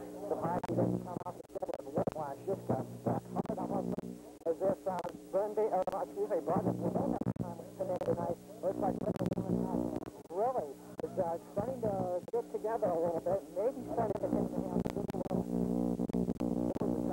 Over the right side. Canelli lines up the flank, goes to the far side. Craig split to the left. Delayed count. First forward, he's to the 50, the 45. 39-yard line before he's brought down. More than enough for the first down. The Greyhounds on the march and mostly on the legs of Mike Grimm so far. Here's the second half. 9:52 left to play in the third period. Carmel on top, 28-0. Mike Grimm's the only ball carrier this season. Carried it 4 times for, I believe, 30 yards. So, on that play looked a little sneaky, kind of hunched over, just throws his way through, and then broke open for a 15-yard gain. Smith split to the left. Gunnarsson flank to the right. Sharp and Grimm are split this time behind Paget. First and 10 from the Ripple 39. Paget rolls to his right. Throws it out for Lord. He's got it. Pick up of 8 before he's run out of bounds to bring up a 2nd and 2 situation now from the Broad Ripple 33-yard line. Paget was knocked down on his cam that time, but he gets right back up. Flips that one out to Lord out of the right flat. And again, that's Jeff's first time to get on the statistics, so to speak, on an 8-yard pass. Jeff has been open quite a bit in the first half, along with Frank Smith. Every time they send him out long, it seems that he's been open. The Greyhounds are getting open. They're not having any pressure. Just start watching. Maybe he'll be able to go upstairs a little more. Paget is throwing the ball because he's getting his men open and he's having time to throw. Now it's just a matter of doing it. Brian Sharp is in his fullback. Kennelly and Crady are split one on each side as the receivers. Brian Sharp gets the call. He picks up the first down and more first forward to the Ripple 23-yard line. And the Greyhounds definitely on the march. Right now, we have 9:19 left to play in the first half. Crady and Gunnarsson go back in for the Greyhounds. We mentioned we talked about the Greyhound marching band. Hopefully in a couple minutes, Greg Griffiths will be able to talk to the drum major of the band, Jim Spangler, about the competition for the state band title tomorrow. Smith split to the left. Gunnarsson to the right. Brian Sharp gets the call again. Burst forward to the 15, now down to the 12-yard line before he's brought down. Once again, this will be close to first down yardage for Carmel. Straight ahead running by Brian Sharp. Yeah, both the Sharps, no relation, of course, between them. They didn't spell their names differently. Have combined tonight for over 70, almost 80 yards. So both Sharps doing a well of a job carrying the ball. I believe that was their 87th yard on this evening. So similar names, different relations, but both being very effective. A timeout is signaled for the Rockets. We'll take it down to Greg Griffiths right now if we can, and hear a little bit from the Carmel Greyhound Marching Band. Yeah, John, I'm down here in the north end zone with the drum major of the Carmel High School Marching Band, Jim Spangler. And Jim, first, congratulations on a fantastic season in competition. Thank you very much. And I know tomorrow night you're going to the Hoosier Dome. You got to be thinking about that. What sort of training have you guys gone through, practices for this competition? Okay, we started clear back about the middle of June. And in the summer, we worked Monday through Friday from 6 to 9 in the evening. When band started, when school started, when school started, we started rehearsing before school at 7, and they went through first period, and we've been doing that ever since the beginning of school. So we've been working about 4 months. Okay, a lot of hard work going into it. It all pays off tomorrow night, I imagine. Best of luck to you and the marching band in the Hoosier Dome tomorrow. Thanks very much. Back up to you, John. Thanks, Craig, and thanks and good luck to Jim Spangler and the rest of the Marching Greyhounds tomorrow as they go on to state competition. First and 10 for Carmel. The ball's placed down at the Broad Ripple 12-yard line. Crady and Smith come to the far left side. Lord lines up in the tight end spot on the right. Kennelly comes in motion. Sharp and Mike Sharp and Brian Sharp in the I formation. Play action pass. Pass it trying to roll to his right. Slips and falls. And down that time in the backfield by one of the Ripple players. Looks like it was Kendall Abel. Kendale Abel, excuse me. Patched out for a loss of 3. Second and 13 now for Carmel. That's Bell's first time he's been sacked so far tonight. Actually, he's been caught for negative yardage. One of them, he was kind of running it on his voice, so it wasn't really a sack. He was really running for the run, but did get down. So Bill's done a pretty good job of running it. Gunnarsson and Smith with the left. Patchett pitches it back to Mike Sharp. He's got some room to run. Cuts back to the 15 and knocks down at the 12. Good pursuit that time by the Rockets. Once again, it was Abel and Wiles in on the stop for Broad Ripple. Mike Sharp picks up 5 yards on the carry to bring up a 3rd and 8 situation now for Carmel. Also, you want to point out maybe that Broad Ripple got through once again on the line. As I looked up after the play that's going on, Bill Paget was getting hit or being close to hit.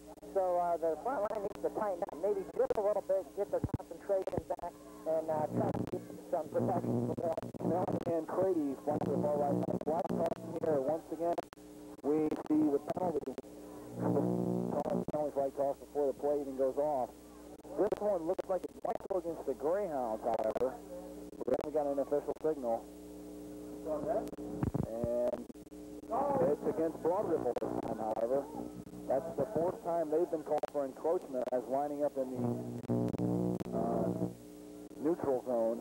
Broad Ripple plays a 4-4-3 defensive linemen, 4 defensive linemen, 4 linebackers, and 3 defensive backs.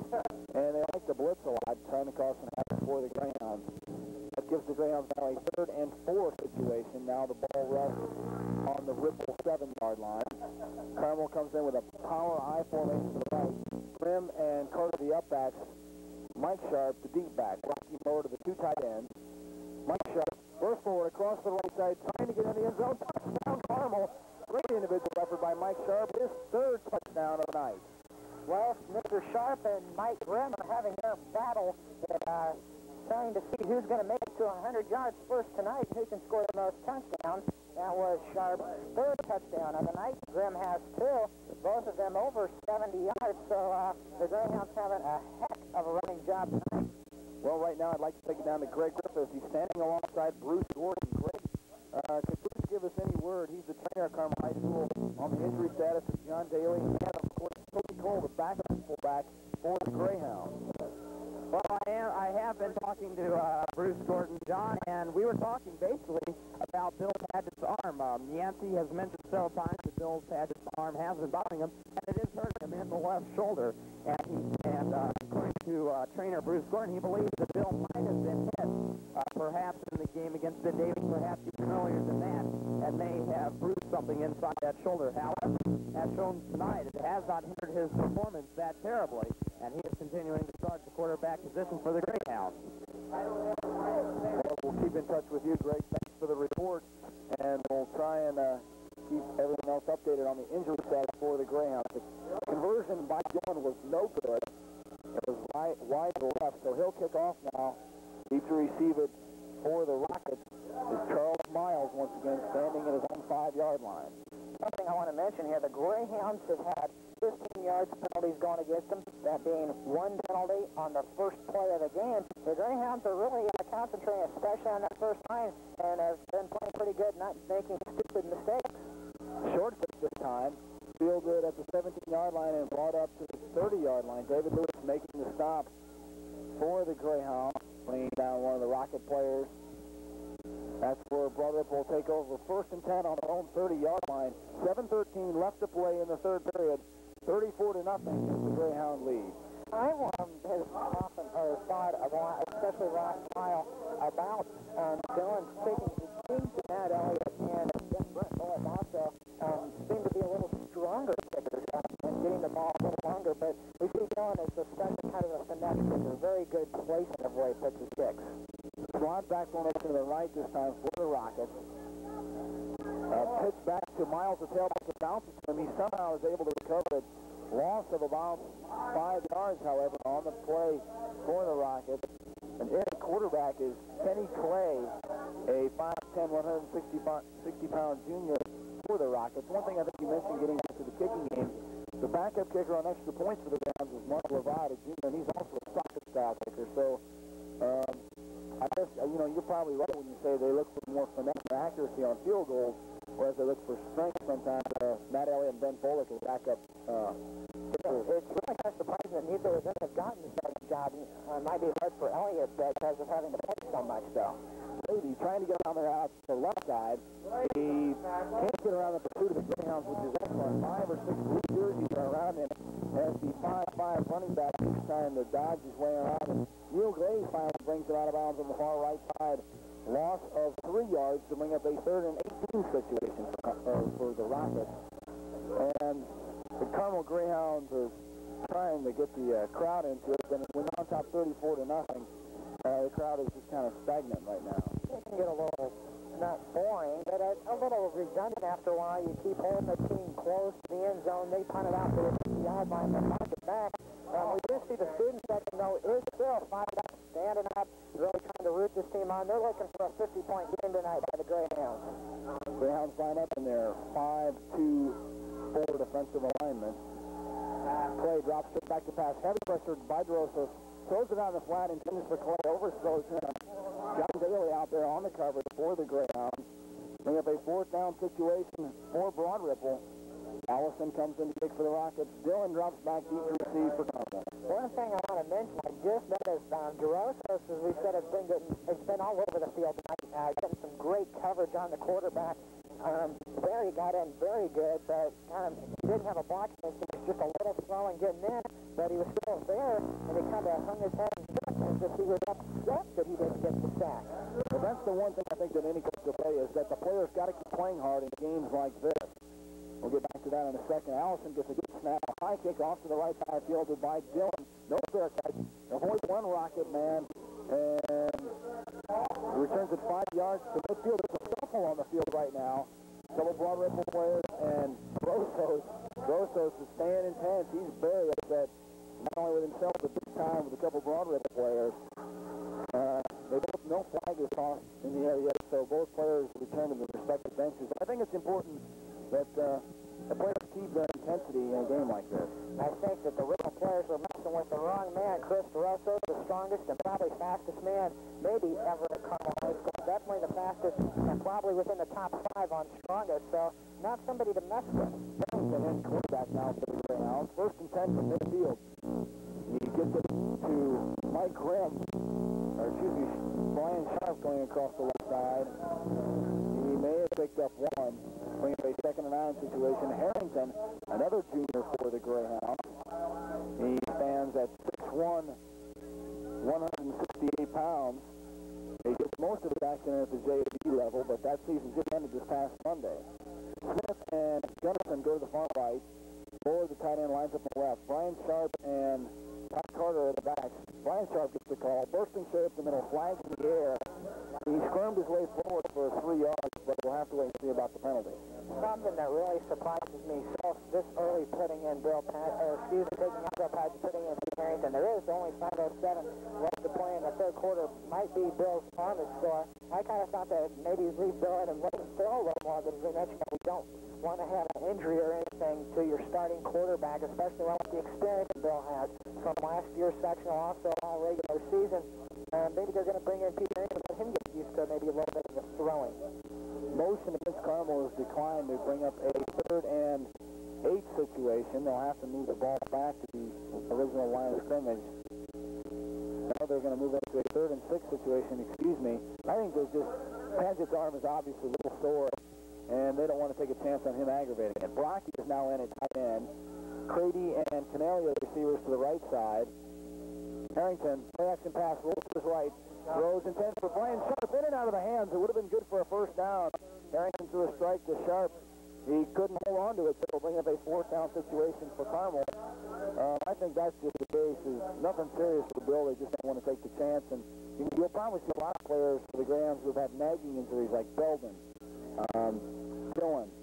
Those are the first 2 that come to mind. That'll probably sit down the rest of the evening. You don't want to take a chance. No, especially as an extremely valuable player. It's a high snap. The punt is off. Pretty good punt, though.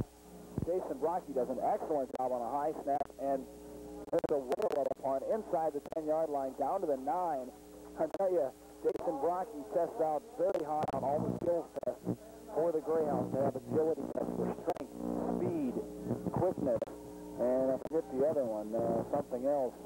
But Jason Brocky tests out 3rd on the team and comes in handy for a punter. He's got great leaping ability, and it came in handy there. He had the sky high for that one, but knocks it inside the Ripple 10-yard line. One thing I want to mention about Jason Brocky, earlier in the season, towards the middle part, Jason had a hard time. His punt was down a little bit. They say he was just looking at the middle. Looks like the punt was corrected because Jason's last couple of punts has really been booming. I believe, was that only the 2nd punt Ripple of the night for Jason? First, no, that is the only punt Jason made. Hopefully the other punt he'll have to make. High formation for the Rockets. Miles, the ball carrier, stops the line of scrimmage by DeRosso, Hagan, and Gomer. Graham now putting in some substitutions. Matt Sarno, Jock Smith, and Brent Passman are 3 new names coming into the Greyhound lineup. All of them seniors. Passman, we have not seen a lot of play, so it's kind of good to see, a lot of seniors who are making their way now to put in those 3 hard years of working on a game like tonight. Let them play, let them have their fun. I'm sure we'll see quite a bit of substitutes coming, especially on defense here pretty soon. Slot formation for the Rockets to the right. Backs in the I formation behind Clay. Pitch back to Ravy, crushed at the line of scrimmage by David Moore, and he loses a couple yards, maybe bring up a 3rd and 14 situation. Interesting, though, as we mentioned about Sutherland passing and 2 people come in. At the beginning of the season, a player like that may be down. I'm thinking I may not see a whole lot of playing time, but hey, they have got 2 defensive backs who are Bailey, a starter, and quickly one who's figured to see a lot of playing time are out. One more injury, and either one of those 2 guys find themselves in the starting spot. Really, it's almost what happened here tonight. Sarno and Paxton getting in. The counterplay this time to Miles. Trying to get across the left side. First, he's got some room to run. He's to the 35. No one's going to catch him. David Lewis trying to in pursuit. With the Greyhound 30, 20, 10, 5. Miles with the first score of the night for Broad Ripple. On a counterplay, he burst through the line of scrimmage. And David Lewis, who has 4.6 speed for the Greyhounds, couldn't catch up with Charles Miles that time. A big run from scrimmage that time. I think he covered 94 yards. 3 minutes left to play in the 3rd period. Greyhounds on top, 34-6 after the 94-yard run by Charles Miles. Get this. Charles Miles went from being the man with the least amount of yards at -11, 1 play now, has more than anybody. 82 yards, Mike Graham, the leading rusher for the Greyhounds, now has 88. So now he's the second. He went from last to second. 1 play. That might be the longest touchdown the Greyhounds have let happen all year. Maybe just a little bit of a weak side. We mentioned a couple players subbing in. Those not have a lot of experience. Looked like Broad Ripple really took advantage of that, especially a great run by Miles, who we said has been out for 6 weeks. Which is a long part of the season. I mentioned in the first half, he might come back in the second half, get really sparked. I'm telling what could happen, because there, 93 yards touchdown, puts Broad Ripple finally back on the board. Broad Ripple is a club that has a lot more speed than the Greyhounds, and if they had the physical size of Carmel, that's the type of thing that would scare Carmel. In the first game of the season, you think back when they played North Central, a team that had physical size, and the strength to match up somewhat with Carmel, but had the speed to blow Carmel away, and explosiveness. Carmel contained, and finally on one play they got a 41-yard touchdown run. That was the only score of the game, but they only ended up winning 14-7. And so I'm sure this is something the Greyhound coaches will watch and study the rest of the season and keep in mind. Watch now, I believe, when the Greyhounds maybe come to kick out, I see Brent Boyd getting his kicking shoe on, so we might see him coming in as kicking, or maybe he might just be changing back to his regular shoe and get back in on defense. It's not telling what comes to Coach Bell's mind at times. You're listening to WHKE Carmel. To the right, Clay over center. He fakes it. He's going to throw into the end zone. Picked off by Brent Passanen. Good defensive play there by Passanen that time. They were trying to throw out in the flat for Allison. Passanen stepped in front. Extra point conversion is no good as they go for 2. 34-6 is the score. This is WHG Carmel. For those of you who just joined us, the Greyhounds on top. 34-6, 3:01 left to play in the 3rd quarter. Looking at some action around us tonight. Carmel again here against Ben Davis. Also, North Central is at Lawrence North. We'll try to get a score update as fast as we can. Hamilton Southeast at Tipton. Greenfield Central is at Noblesville. Westfield will be at LaPel. Hamilton Heights at Indianapolis River. And Sheridan, who is ranked number 2 in Class A, is at Tri-Central. So pretty much everybody around is in action tonight. Postseason play. We'll try to keep you updated on some of those scores, especially Ben Davis, North Central, and Lawrence Central. We're trying to keep tabs on that and see what happens. So we'll try to get a little bit of action and some scores from those games. Well, the Greyhound sideline is very happy. And as you can see, players Brent Passanen and the other defensive backs, Sarno and Levon and Kozlowski, the reserves for the Greyhounds, are all slapping each other, saying, hey, that's what they've been waiting for all season. And for Passanen, for 3 years, onside kick by the Rockets, fallen on by one of the Greyhound receivers. I'm not sure who recovered it for Carmel. I believe it was Jared Keesley, number 94, another senior. No, that was Bo Belden, I'm sorry. Keesley's 94, Belden's 54. So the linebacker showed steady hands that time.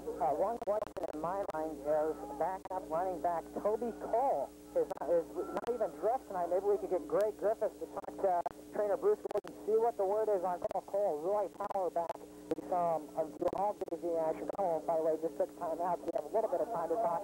Again, Cole, a lot of action, very explosive runner, likes to blast, a lot like a miniature Mike Grimm, as we like to analogize on him a little bit.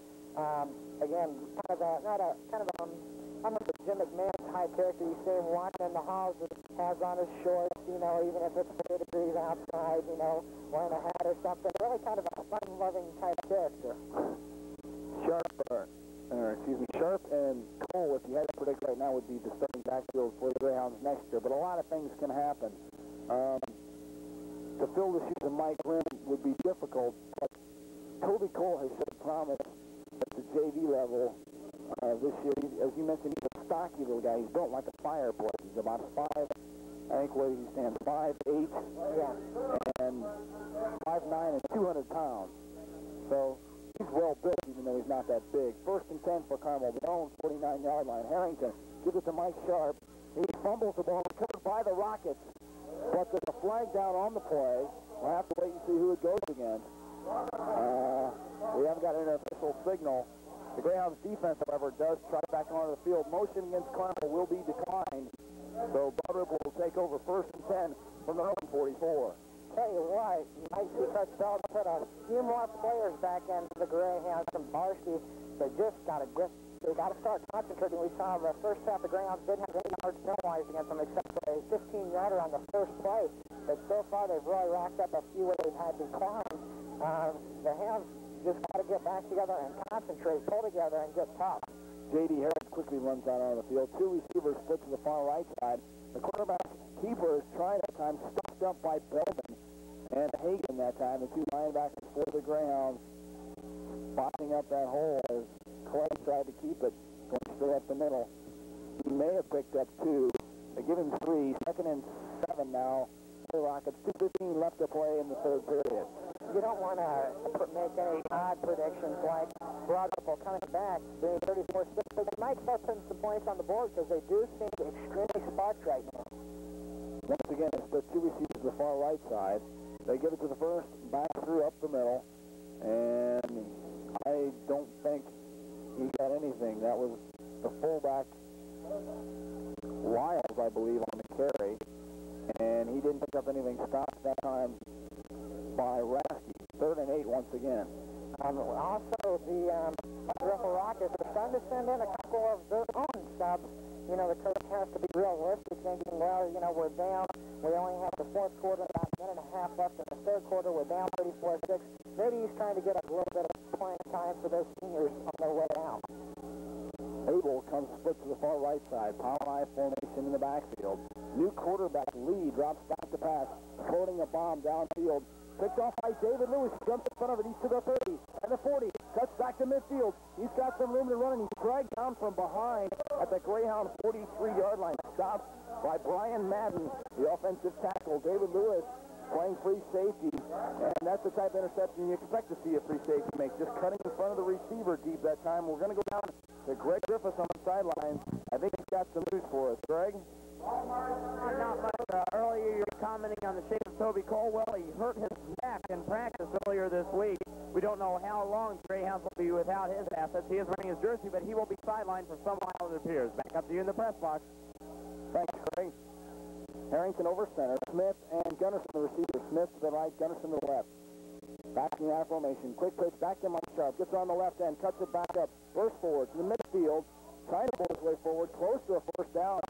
And Sharp just doesn't quit. I think he's been hanging around Mike Grimm an awful lot and got the same fire in his eyes once he gets the ball. We had the opportunity, the both of us got to spend a little bit of time with the man they call Mad Dog, Mr. Matt Elliott of the Greyhounds, and talking about Sharp, and he said he'd love to see Sharp come in because, A, he knows that the Greyhounds, a lot of times when he's starting, the Greyhounds have a lead, and also the man just does not like to quit. Just is always falling forward, going through that last effort that he can to pick up the last intercept. We saw him pick up 5 yards there with about 12 people all around him from both teams. Just super effort, and they're measuring now to see if he gets the 1st down. It's going to be close, but not just short. They're signaling about an inch and a half to go. I think it's actually about the length of 1 link in a chain is how far they have to go for it. We needed to tangle that chain just a little more up there. Now, the Greyhounds would have had a first down. Maybe we need to talk to some of the Greyhound managers down there. But in seriousness, the Greyhounds have been moving the ball well. We see quarterback Pete Harrington now getting signals from Coach Belton. Pete has been a little tentative. He makes the plays good, but he seems to watch the plays instead of maybe trying to fake it out. Just maybe from inexperience. Two receivers, one split to the left, that's Kennelly. Crady flank to the right.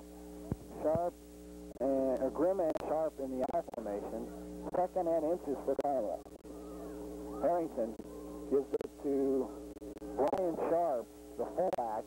He got the first down, and that'd be it. He didn't have to go very far for it. And now a couple more Greyhound faces back in the lineup. Jerry Hayes goes into play. Guard Adam Ritz comes into play. Tackle replacing Jason Brocky. He'll take a breather. The Greyhounds and Gunderson and Smith back in. The Greyhounds only kept basically 4 receivers that'll see playing time throughout the whole sectional, throughout the whole state tournament. The same 4 we've seen most of the year. They kept a couple others. But Smith, Gunderson, Crady, and Kennelly will be the names you'll hear all year long. The other thing you have to remember, though, the leading receiver of the Greyhounds is a tight end, followed by a running back. So you mentioned, not having the receivers, but they definitely have the people who can catch and who can make yardage. Well, at the end of 3 periods of play, his clock has just run down. Greyhounds are on top, 34-6. We're going to check in once again with Greg Griffiths down on the Greyhound sideline. John, a bit of a sidetrack from the football scene. Well, to the European football, I guess is what you call it. I'm here with Ken Dennis, halfback for the Carmel Greyhound boys soccer team. And you guys are just coming up a 2-1 victory over Noblesville. Congratulations on that win. Thanks a lot. It was a tough game. We played real well, but we just couldn't find the back of the net, so we had to play again today. Continuation from yesterday's game. Yes, and I know, of course, you're going to continue with your tournament play tomorrow, aren't you not? Yes, we're going to be playing Lawrence North tomorrow at 1:30 at Harry Christian Soccer Field. Well, good luck to you and the team on the rest of the season. Back up to you, John. Thanks, Greg, and good luck to the soccer team tomorrow in pursuit of defending their state title they won last year. Brian Sharp in the last carry got the call, was stopped for a loss of 2 yards, and holding was the call against the Greyhounds also. I believe they're talking with the Rocket captain. Motion against Greyhound has declined to bring up a 3rd down. Rick Atkins is now in at center for Carmel. He leads the Greyhounds out of the huddle. Crady goes split to the far left. Kennelly flank to the right. Pitch back to Mike Sharp around the right end. He cuts it up inside to the 40 and down to the Rocket 37-yard line. He'll fall short of the first down, however, to bring up a 4th and 4 situation for Carmel. And we'll have to see what the Greyhounds will do. Third down, excuse me. Last week when Sharp was hurt, had a cut over his eye, he was down there talking to trainer Bruce Gordon. I said, Mr. Gordon, you know what's going on? And Sharp looked up and says, oh, I'm okay. I'm just a little cut here. It was very friendly and things. Usually players seem to be psyched. Sharp kind of doesn't seem flighty, but is aware of everything going on around him. Smith to the left, Gunderson to the right. 3rd and 4 for Carmel. Dillon pushed straight ahead, and he may have gotten it. He fell across the 35-yard line, and they had to get to about the 34. It all depends on where the ball is marked to whether or not the Greyhounds got the first down. 34-0 is the Greyhound lead. John Griffin and Yancey doing with you tonight on a cool and misty evening at Carmel High School for the first round of the sectional action. They're going to bring the chains out onto the field for a measurement.